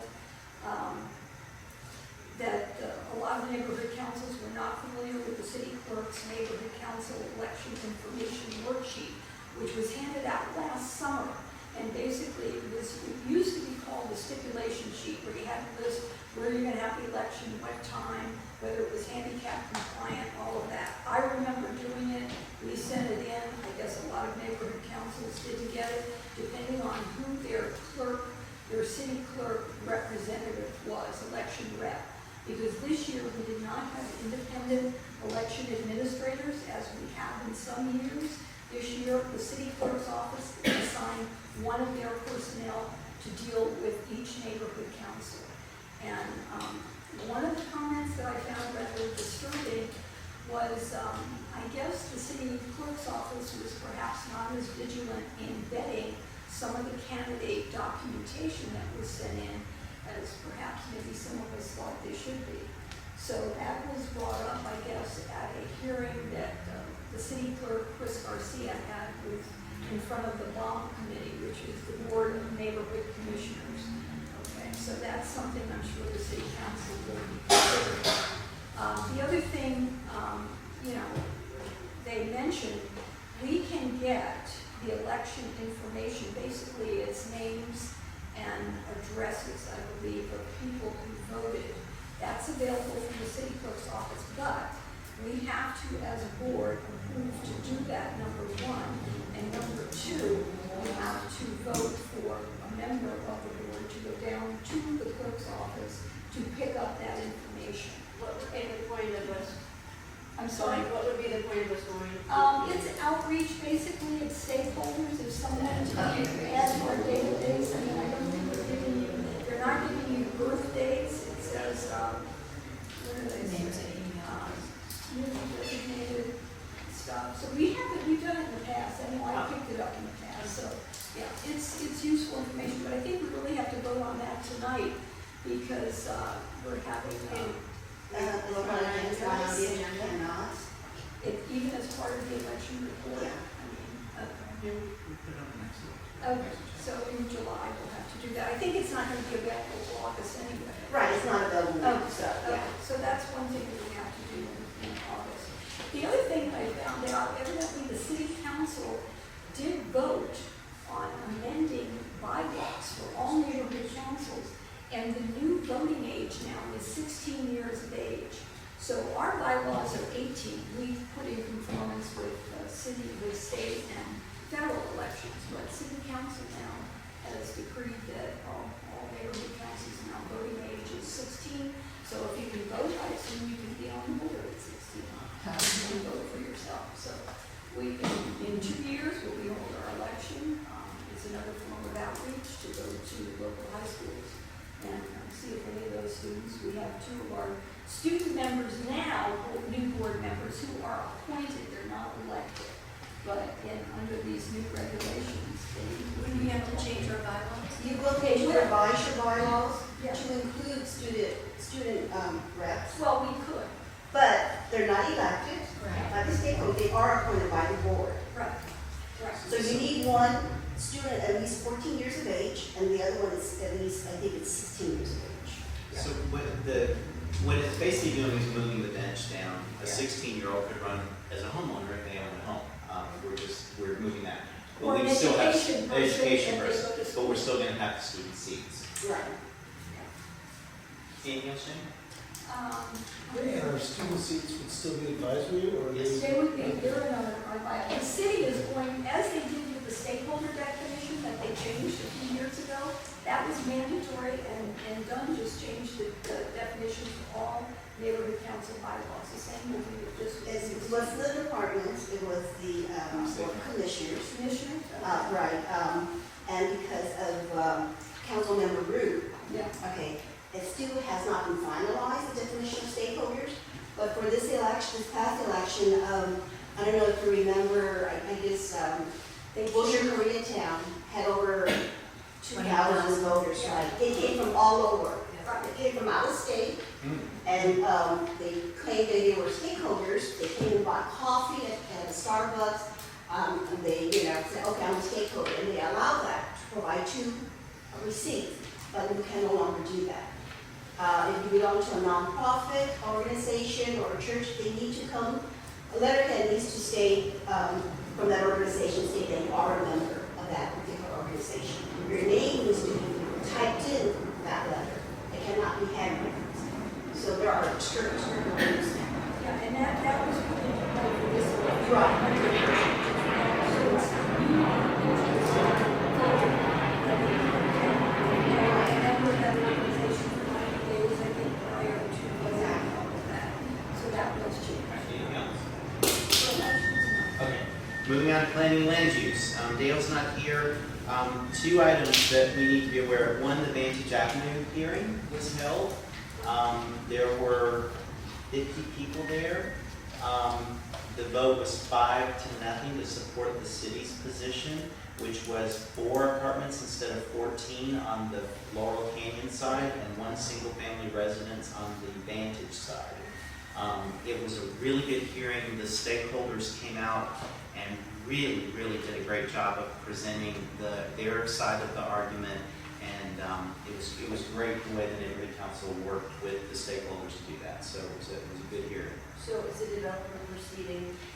Well, that's the question. There's nowhere else for them to go except to court, or they can go to the city council, but the city council is probably not going to second guess the planning department. So the administrative hearing by South Valley Planning was the final word. Thank you. The other item, Gelson's. 3.5 years ago, some of you might remember, Gelson's came to the board from Planning and Land Use to request a CUP to change the front part where the floral shop is into a sort of cafe with wine and beer service. I think it was 3.5, but I may be wrong. I put the paper down. And this board approved it. Since that time, they've been trying to do this, but they've had some problems with city permitting. I'm saying with a smile on my face. But now they're ready to move forward, and they asked us if we're still on board. So it's up to this board. We already have a position that we've taken on this, and that was to approve their CUP. If you feel like we should reconsider it, we can ask them to come back before us at the July meeting. But we do have a position that was taken, and I believe it was unanimous to support the CUP.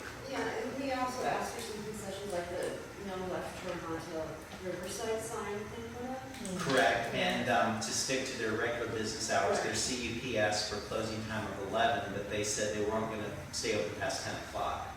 And we didn't understand that, but in the condition, we asked for them to close at 10 o'clock. The stores open till 11, but they would stop that at 10.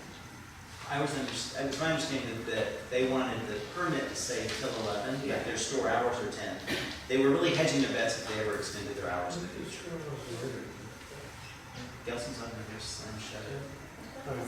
So why don't we just leave that, if someone's interested in that, we agendize it for next week? Well, that's what I'm asking. Do you want to hear this again, or would you like to stand by the board's decision prior? Any discussion? Stand by our decision. So, I just think that we need to reaffirm that, can I reaffirm the position, or are we okay with just what we have? You're okay with what you have, because we cannot. Okay, Right. so we'll stick to the prior. Somebody asked you later to agenda. Okay. They are open until 11, they changed the hours a few years ago. Okay, all right. Then we'll just stand by what the board said in the prior decision. Okay, that's the planning land use report. Mr. Block, community. Thanks, Tony. This month we hosted the Department of City Planning, and they made a presentation discussing the feedback that they've received from all of their outreach activities. We had 30 or 40 people in the room. It was a really nice discussion. They were very generous in their time.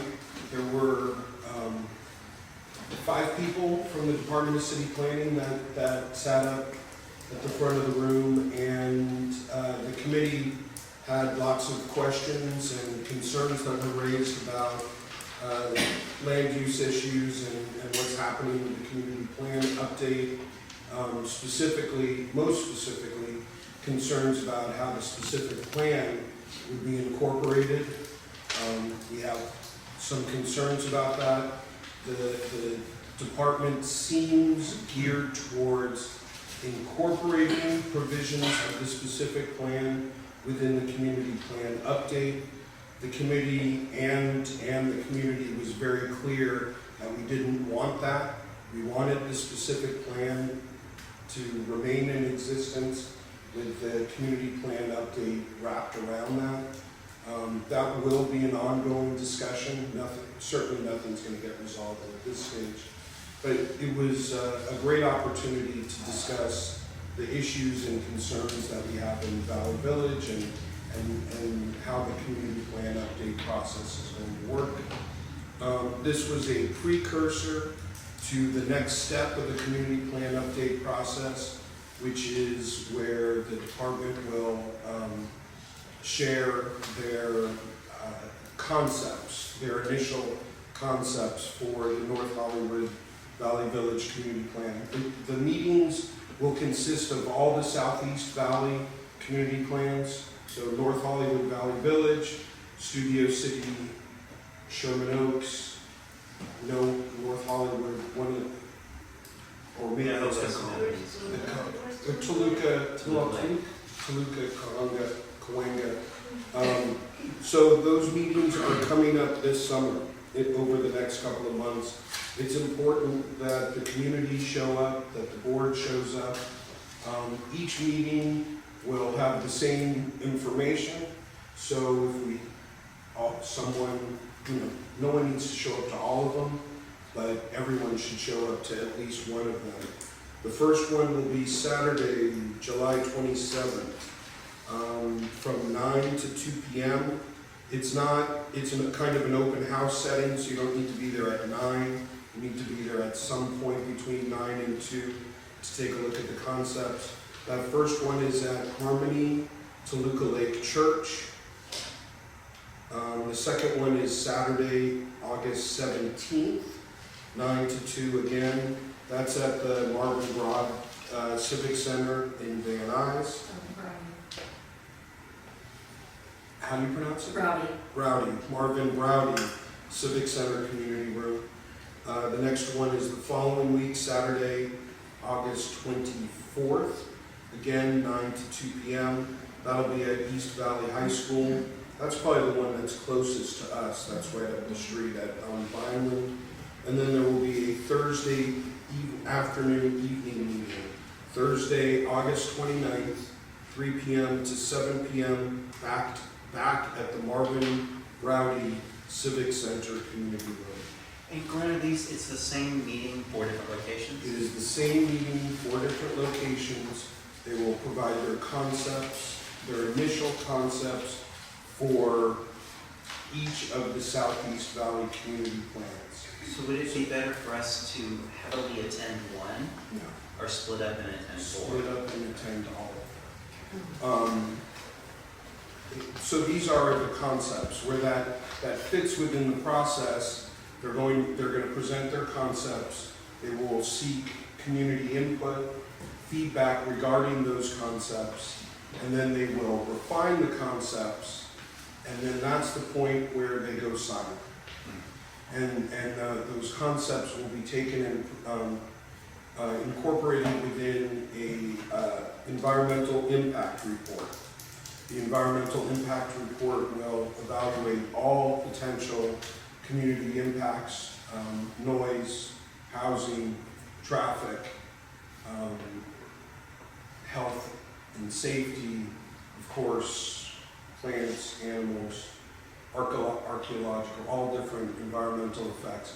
They will be looking at all Southeast community plans together in that environmental impact report, including, well, infrastructure is discussed in a big thing on that. That's a very serious issue. But, and then we'll have an opportunity to comment on that, and then it goes into kind of the final stages. But now we're going to start to see what they come up with, what they want to do in Valley Village. What our committee will be doing, so moving from the big picture to what we're doing on a committee level, on July 8th, Monday, July 8th, 8 p.m. is our next committee meeting. At that meeting, the focus will be on identifying all of the opportunity sites that we see in Valley Village, areas where we think things could be enhanced or done differently, and mapping out some priorities, some goals for those sites. Things, areas that we talk about a lot, like the Rite Aid site, that kind of area on Magnolia and Whitsett, the Johns site, Chandler and Laurel Canyon, things like that. So I would encourage board members or members of the community to come to this meeting. It's a good opportunity to provide your input on what we're doing or what we want to see in our village. Would you make sure that that gets out on an e-blast? We need it, and on our website too, on our calendar. Yes. Just one thing on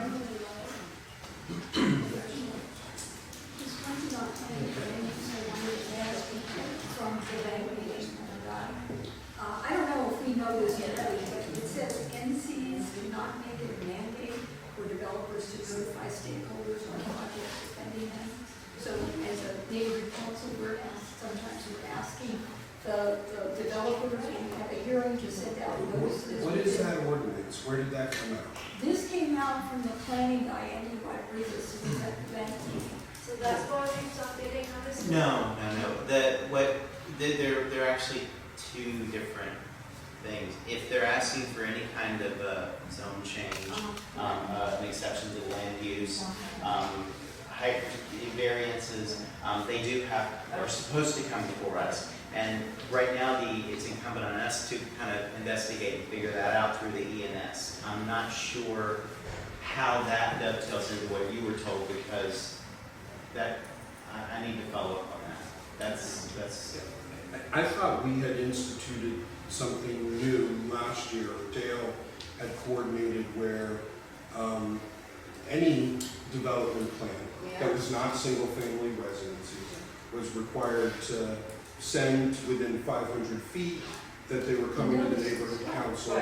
And that, as I understood it, that was modeled after other neighborhood councils that were doing the same thing.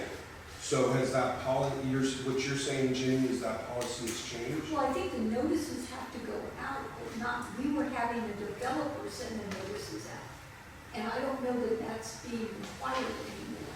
They have to do it. So who's sending the notices out? I So was if saying, what because I happened get stuff from the city, when this it time? comes within a certain 500 feet, I've been getting. We took on a policy that Sherman Oaks had, Right. that, I believe Sherman Oaks, that if you have a development, you have to notify the 500 foot, you send it to us and we will send it out, stamped and ready to seal, not sealed, but stamped and ready to seal. And I think there has been some pushback on that, not to us, but in Sherman Oaks and some other communities that might have taken it up. So this may, I don't know, this is the first I've heard of it. I would suggest, Andy's a really nice guy, very accessible, easy to talk to.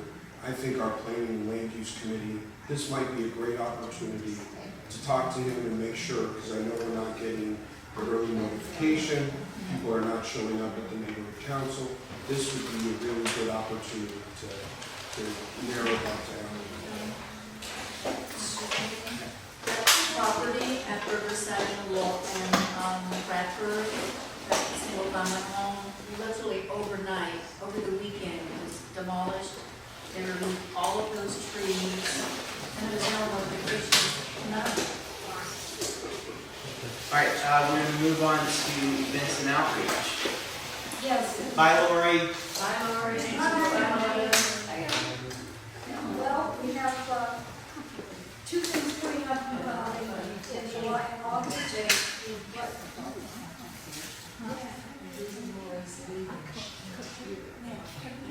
thank you.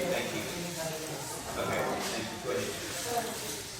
Two events coming up in July and August. The first being July 4th, which is our pancake breakfast, which is held here on the front lawn of this church from 8 to 9:45 p.m. Our committee, our events and outreach committee, did meet earlier this month. There's a call out for volunteers. I think most of the board did get a message from me asking you to volunteer for some period of time between 7 and 10. We also, as in the past, have rented a golf cart, which we will be decorating. It's our float for the 4th of July parade. That will be done on Wednesday night, probably in my driveway. We have all the stuff in the storage bin. We need volunteers for that as well. Let's see, we finally got the county health permit so that we could actually cook pancakes here at the church. We needed that. So that has been accomplished, and that took a couple of weeks. Let's see. You cook them in here or out there? It'll be outside. Rich, our pastor, usually cooks the pancakes on a grill here. Let's see. We ordered the beads, so we have our beads to be handing out. And one of my items on the list, which is agendized, and now that we do have a treasurer, I think we can vote on this. Okay, it's a motion. This is for National Night Out, which takes place on August the 6th, Tuesday night, down in Valley Village Park. This is one of our annual events. All our board members are encouraged to be around and to volunteer. I usually have to get in the event approval forms 30 days in advance, so I want to get it approved at this meeting so I can get a BAC out of this meeting, so then we can go ahead and put in the event form. Some of the arrangements have already been made. The park permit, we don't need a permit per se, but we do have to pay for staff who handles the cleanup and the setup down there for us with the park personnel. That price went up by almost $100 this year from past years. We got our entertainment set. We'll provide food, and we did come up with a theme this year for the event. So kind of 35th year of National Night Out. year of National Night Out. And we've had a lot of interest from electeds. I think Suzanne's been doing some work on that. It looks like the city controller, possibly the city attorney, state representative, Mr. Krikorian, there are 5. And our senior lead is sort of the star of the show as he gives his annual report on Valley Village. And perhaps I think one of the captains from North Hollywood is there as well. So my motion is to approve up to $3,000. Excuse me, it's not agendized, you cannot. Why is it Yeah, it is. agenda? It's not on mine. I'll have a different agenda. Maybe I should use ours, so it's on Oh, you should see. Yeah, I know. there. Sorry. Yeah. But just remember also, you cannot make a motion on next year's funds, vote on next year, to utilize next year's funds. If you vote on it tonight, you will have to reaffirm it In July. in July. But if I don't vote on a tie, I can't do the BAC, and we can't And get you the can't do the county event- park permit. event. That's where we're running into that problem with fiscal year in, fiscal year Yeah, I start. know. With what permit, I'm sorry? The event approval form was 30 days. I know, but we can push it, don't worry about that. But I will help You you. tell funding that. I will help you with that. Okay. Betty, our challenge is, it's the week before the event is next time our board meeting, Right. so can you push it that fast? I will talk with, I'm gonna be downtown tomorrow. Okay, I will talk with Viola and Janet, so that's her supervisor. can we go ahead and vote, and if we don't need it, we won't use it, or? Go ahead and, yeah, if you go to vote, but what I'm saying is you will have to reaffirm at your next meeting. Oh, yeah, Okay. but at least we've got the Right. parameters on what the budget would be. Yeah. Okay. So the motion is to approve up to $3,000 for National Night Out in August 2019. Any questions? That's historically what we've spent. Yeah. It's not bad. All right, all those, roll call vote because it's a funding item. So, I can do it on here. Dorothy, Yes. Daryl, Yes. Tony abstain, Glenn, Yes. Desmond, Yes. Alice, Yes. Jenny, Yes. Dale, it's not here, Suzanne? Oh, excuse me. Yes, ma'am. It's a funding matter. I think there's several board members who are not eligible to vote. Are the ones who have, the new ones who have taken Taking the funding? funding training. But No. Destin, have you taken it? Because I don't have any records of that. Maribel? I only done the funding. Okay, so she cannot vote. Okay. But you said you have taken it? Yes. Both? It's all three. All three? Okay, because I don't have the record. Okay, so he's good. And Dale is not eligible, but she's not here. So, okay. You also didn't so, call for public comment before the vote. I've got, we're up to Lisa. Lisa is not here. Paulette, Yes. Aaron, Yes. Maribel's not voting. Jeff, Yes. Mark, Yes. Eileen. All right, that motion carries. You didn't call for public So comment I before will the at the vote. end of the agenda. You have to do it before the vote because it can affect the vote. Any other, Yeah, they have to. They have to. All right, Jenny, anything else? Are you gonna let him break that rule? We also discussed Light Up Valley Village. We have to start meeting.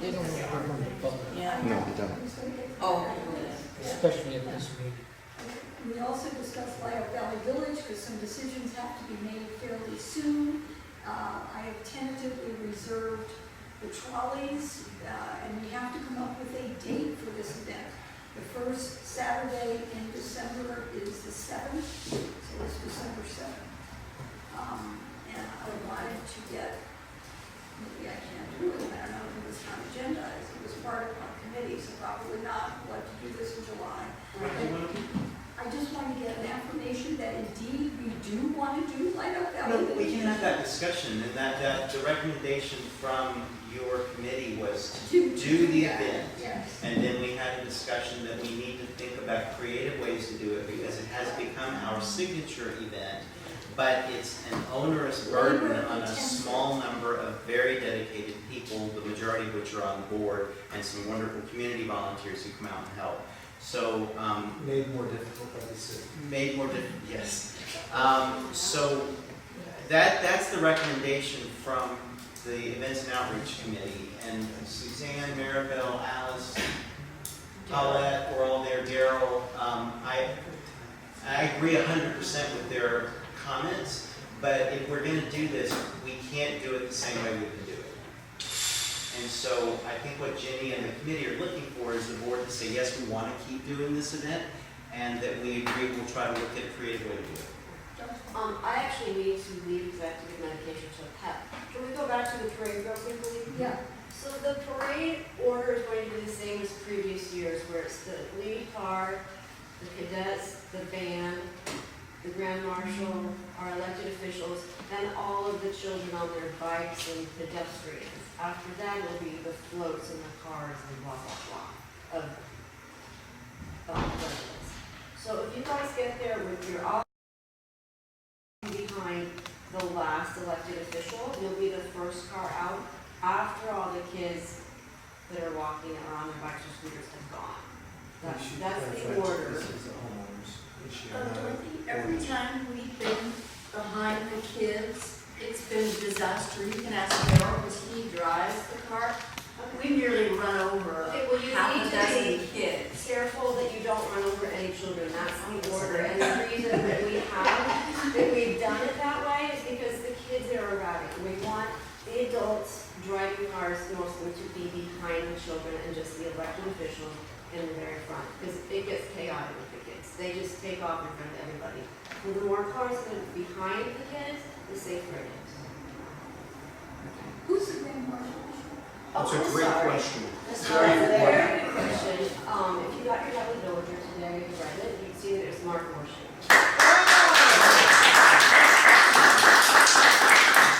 That's awesome. Congratulations, Mark. He's done so much for the community on both homeowners and neighbors council for so long. that Well deserved. It's very well deserved. Very well. With that, I need to leave ourselves. Okay. Sorry. The Light Valley Village discussion is important. I know it's late. We have to have this in July. So we'll agendize it for the July meeting. All right? Let's We move. have one more thing we can discuss, in events and outreach that Paulette would like to talk about. Oh, I had a meeting with Chris Hauser and Merritt Salon, Art Park, and Park Sexton Park Materials last week. And because of their schedule, Merritt is having, she's doing the county fair. We were going to have it in September. So we decided to do October, in October.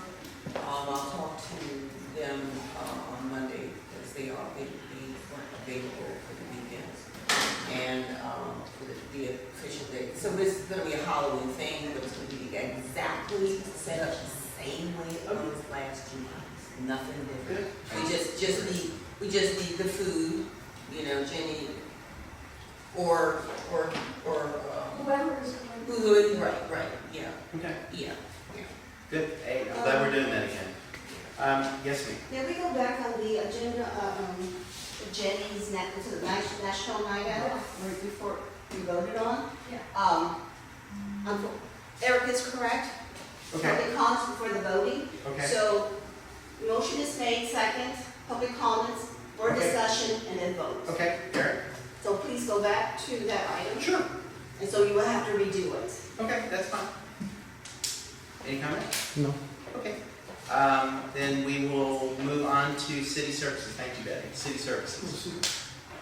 Just to be clear, so do we have to redo the vote since there is no public comment? And do we Yes, need to this vote? is, yes. Okay. Just redo the vote. Okay. The motion was to We approve have up a quorum, to. so it's okay. Okay. I had planned to just call for comments at the end. We can always revisit any vote in that agenda item. So that's what I plan to do. But you're missing the point of the public comment. The city the motion is to approve up to $3,000 for National Night Out. Roll call vote. Dorothy Apple voted yes, but now she's gone, so she can't vote again, correct? Right. Okay. Daryl Baskin? Yes. Tony Braswell, yes. Glenn Block? Yes. Desmond? Yes. Alice? Yes. Jenny? Yes. Suzanne's gone. Paulette? Yes. Aaron? Yes. Jeff? Yes. Mark? Yes. Okay, that, I think so.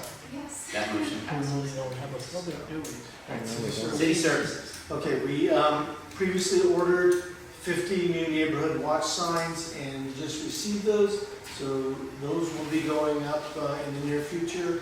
A chunk of them are already allocated to replace ones that have been damaged or faded. But we're always open to new locations where people might feel that they're appropriate for neighborhood watch signs. So I'd ask if stakeholders, board members, anybody has locations where they think a neighborhood watch sign would be appropriate, either email us at info@myvalleyvillage or bring it to the board meeting or bring it to our next city services meeting, which is the second Tuesday of the month. Great. Thank you, Jeff. Mark? All right, regarding the historic designation application for the trees on North Side Magnolia next to North Hollywood High, we got a message back from the Office of Historic Resources that additional information is needed, that our application is incomplete, and they listen for areas that an arborist or landscape historian should document the tree's age, that a map should be added, the for a diagram showing the location of the trees, which I found puzzling because there already is a map and And the age of the trees was identified. yeah, right. And the third thing, they wanted information on how the trees meet the cultural heritage ordinance historic criteria. And then fourth, the located historical images of other California live trees in the valley. So those are what they thought were deficiencies which made the application incomplete. So we got back to Charlie Fisher, and yeah, he can work with a second consultant to provide this additional information for an additional amount of $900. For the new board members, if you think, you know where Taco Bell is at the intersection of Colfax and Magnolia, directly catty corner across from that are 12 very old live oak trees. It was 15 and we lost one. I've lost count. It's probably 15. 15. And that part of Magnolia, based on the development across the street, could be widened. Those are in the right of way, and someone could say, oh, we want to widen Magnolia, and those trees have to go. We think that the trees are close to, if not over 100 years old, and they would qualify for historic designation. So we, as a board, voted to support that effort. We submitted it. It's been over a year since Mark and the committee did that great work, and we're just now getting feedback that they want more info. So the board needs to decide if we want to support gathering this additional information. And the land, what's the reservations? What is Charlie? Yeah, Charlie Fisher. Yes, he's the historic preservation expert. He's a recognized expert in this field, and he put together a packet for us and has been helping us push it through the city. It would be great if we could keep pushing this ball across the finish line. Those trees are very important to the community and very important to the school. So we did not have the amount until Monday, so we couldn't put it on the agenda, but for our July meeting, it'll be agendized. And if anyone's got any questions, new board members about that, I can fill you in with details. Anything else, Mark? That's it. Okay. That's all. And public comment. Anything? Yes, on this agenda item number 9. Yes, Michael, no. Is that all of those committee things? Yes. Gosh, I've forgotten everything we talked about. You want the election committee, the election thing. I think it would behoove you guys. You're talking about people not coming out and voting. I mentioned the whole thing about disabled people. I've actually been asked to come and speak to a group of deaf people about this past election because they want to be able to come out and vote as well. And I think you should be targeting these groups of people that deal with disabled people so that you can make special provisions for them to come out and vote. There's a whole group of people right there that you can get to come in and vote. That's great. No. Because at the last election, they weren't targeted at all. There was people who are totally disabled had no way of voting in that election. It's a good idea. Thank you very much. Any other comments on agenda item number 9? All right, we will move on to public comment for non-agendized items. Anybody? Yes, ma'am. I just want to announce some trainings. Live funding training. There's going to be 2 in downtown, July 16th and July 30th. The 30th is going to be from 1 to 4, and the 16th is from 6 to 9. That will be in the City Hall East on July 16th. And then the July 30th will be at the City Hall, main City Hall, 20th floor. You can RSVP to me, and I will reserve parking for you as well. I encourage, well, I mean, if we have taken the funding in the past, we have to take it again? yes, We do. yes. You have to sign it to the knowledge. Yes. Okay, you're going to send this out. I will send an email to you. There's another one on July 10th, but that's in South LA, so it's a little far. So that's on the Martin Luther King Jr. Rec Center on Western. But I would encourage you to go downtown. There will be something in the valley, but it's not going to be in time for your next meeting, so that's why I'm encouraging you to go ahead and take the live training in July. The ethics, I stress for you to all come to the live training on July 31st at the Raleigh Center. Ours, just email me and I will reserve the spot for you and your parking. Thank you. Thanks, Dave. Agenda item number 11. What about Braswell? Go ahead. So way back when the early part of this meeting, I had asked about the crosswalk lanes.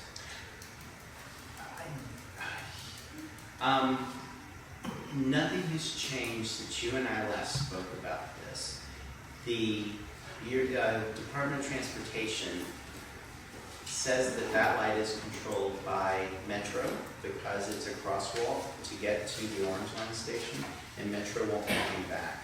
So Jessica, who's just back from vacation, is going to try to get Caro to intervene and see if we can get them at least to sync them up so that one doesn't turn red for so long when there's nobody pushing the button. I don't know what to tell you. I'm kind of banging my head, and you know I drive by there every day, so. Well, the bus portion, the bus hits a red light as well. That one, they just turn red and it goes right to Yeah, flashing. I'm just keep checking. That's all. Thank you for bringing it back up. Yes, sir. I too like the trees on Magnolia, and I was noticing the other day, actually, how beautiful and big they're getting. And just a suggestion, maybe the tree people could help too. It's a great suggestion, and we should probably reach out to them, especially on the age. Thank you. Any other comments? Yes, sir.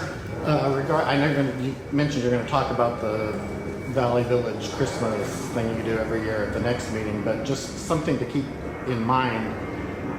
We threw a holiday block party in front of my house this past Christmas, and I know none of you came even though we invited you, but we had over 300 people in front of our house. Maybe you guys should think about helping us do that and make that a bigger event, because people had a great time at our house. We actually brought in snow, kids played in snow in front of our house. The Valley Villagers Choir performed, which we weren't asked to participate at the 4th of July thing. That would have been nice if we had been asked to sing at that. But think about that. Think about making a bigger event that's not that trolley thing that goes all around and nobody wants to go to. Think about having an event where everybody's in one place having a good time together. Thank you. Any other comments? Future agenda items, anybody? Yes, ma'am. There's a lot of concern with the community with the Colfax corner right on, Houston, the corner of Houston and Colfax. Yeah. There's, the kids, not everybody crosses on Addison, but I've been looking at the social media. I know the parents are concerned because a lot of cars come in and do the turns real fast and everything, and even though they're crossing with the parents, a lot of families almost get hit quite a few times already.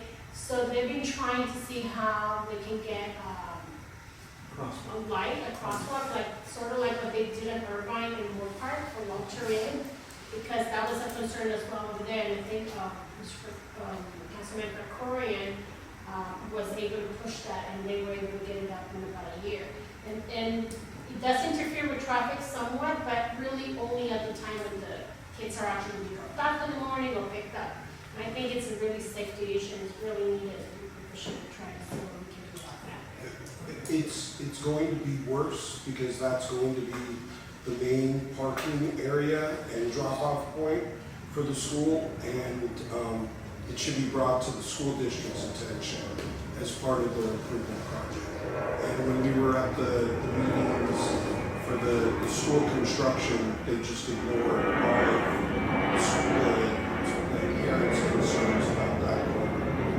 It's a big project. Just, that issue that brought up, I've been on the board for a decade now, and it's been brought up about 5 or 6 times, and DOT's come in, Brian Gallagher came in and shot it down, saying, well, we can't do it because you've got the light right up there at Addison, and they wouldn't go for it. That's not to say we shouldn't be pushing for it again, but I just wanted you to know. But somehow we were able to do it on Moore Park. We have the Moore Park and Colfax Light, and then now we have that other one on Irvine. Maribel, shoot me an email, and I'll add it to the agenda, and we'll talk about it in July. And I'll see if we can get, who's the lady that's in charge of the public relations for the school renovation? Should we invite her? I mean, I don't know, we're barking up. I thought it was a guy. I think we should go back at it again. Strange name. It might be. An unusual, I should say an unusual name. I just want to know it's not something we hadn't thought of before. Right, and that block on the east side doesn't have sidewalks, right? And I think the one on, by Walter Reed was prompted after those kids were hit. Yes. So maybe if we get a kid or a parent hit at Colfax, we'll get a crosswalk. That's not. That's well, but the It's in jest, that's it. the reason we got the not a dot Ariel Bethel crosswalk was someone got hit there. 2 or 3. So The other thing we should be I think there talking were 2 deaths. One was non-death. well, good luck getting them recorded. Okay. All right. Anything else? Any other? Yes, ma'am. I have two kind of related things. Yes. I had mentioned before the curb on Chandler and Irvine needs to be painted red. You could totally park right on the corner, and if you're taking that turn to avoid North Wellington High School to get to the freeway, someone's gonna get hit. So when you sent that, I did send it in to Department of Transportation. I got no response. So follow up with me again because Jessica said she will look into it as well. Somebody's got to go out and look at it and tell us yes or no so we can either support or find it. Okay, and then the second thing is lighting around Chandler, which it's always been an issue. It's always very dark between probably Laurel Canyon and the park. There's maybe one light. So the whole stretch all the way to the freeway? Yeah, Okay. it's just I really think the dark. south side is lit a lot better than the north side. Right, and I live on the north side. Yeah. You have to understand, if they do put additional lighting in there, they're going to be assessing the homeowners there. That's true, For that that's lighting, true. and that lighting is like $60,000 to $90,000 or But something, here's the even thing, more. they're all for there. apartments. What? Every single, on that whole Okay, stretch but of you Chandler, need- it's all apartments. But people have to be voting on it, I think the rules are that The property. the affected property owners have to vote on it and agree to the assessment, because they're effectively being taxed for the cost of that light. So, Jeff, we've had these requests before, and it gets very expensive for the property owner. What we need to do Which is. I understand that. We need to attack it from a different angle, that's the safety angle. That's right. Because there are no assessments if it's done for safety reasons. So what we might need to do is one night, I would be happy to walk with you and we need to pick 2 or 3 places and say if there's a safety issue. I live just 3 blocks away from The here. main concern is the high school's right there, and it's just not well lit. Like, you know where the tennis courts are? Well, part of that and the fence have been issues before. And I apologize to the new board members because it'll sound like I'm not taking your No, I know. concern valid, but just to give you the background on it, the high school doesn't do anything to help us. And they don't want lights there, they don't want to take the slats out of the fence. And we need to, if we were to bring it up, we need to bring it up from the safety angle. Absolutely. I think you're right. But maybe we take time to just walk, the north side especially, because when the sidewalk runs out, there's no lights there. It's very dangerous.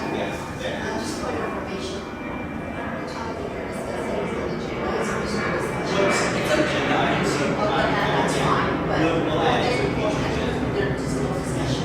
So we'll add it for a future agenda. Anything else? Right, any objections to adjourning the meeting? All right, seeing none, we're adjourned. Thank you all. On the list, even when you get into city council, they've got that little kiosk thing, and you do it on the kiosk, which I never can figure out how to make it work. So I always ask for.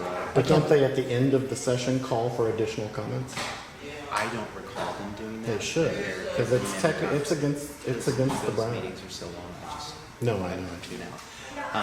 But to get on to speak to the agenda item, you have to go on the kiosk and punch in your information. And, I want them to call our name because I'm their representative of the council, but, I mean, But the there are some names. Constitution says you have a right to. I know. To an opinion we anonymously. use them because I can't, it's very hard to run the meeting and keep track and make sure I don't miss the hands or miss the comments. We just, No, it isn't. Yeah, it is. No, it isn't. Eric, it No, is. it isn't. It is for There me. are bigger meetings than this where they do it successfully. Okay, but maybe I don't do it as well as them. Well, but it's not difficult. You're He's just more used to nervous doing than it your otherwise. way, and you want to keep doing it But that way. there's nothing wrong with doing it that way. Yes, it is because it's against the law. It's against the Brown Act. You can't say there's no reason. We don't say you can't talk. You don't fill out a speaker card. I ask people to get No, yeah. if you would help us by No, filling out a speaker when card. I first we'd started appreciate coming, it. you were requiring a speaker card. We asked you. I've No, always said we asked you to fill out a speaker no, card. and it's even on the agenda. You've spoken It's- before. When look you at didn't the fill out old the agenda, I agendas. didn't. No, but I didn't. You And didn't I'm fill very out a hesitant card. to speak in Look here, up but the old but I agendas. didn't It make you, requires it. It requires that's it, Tony.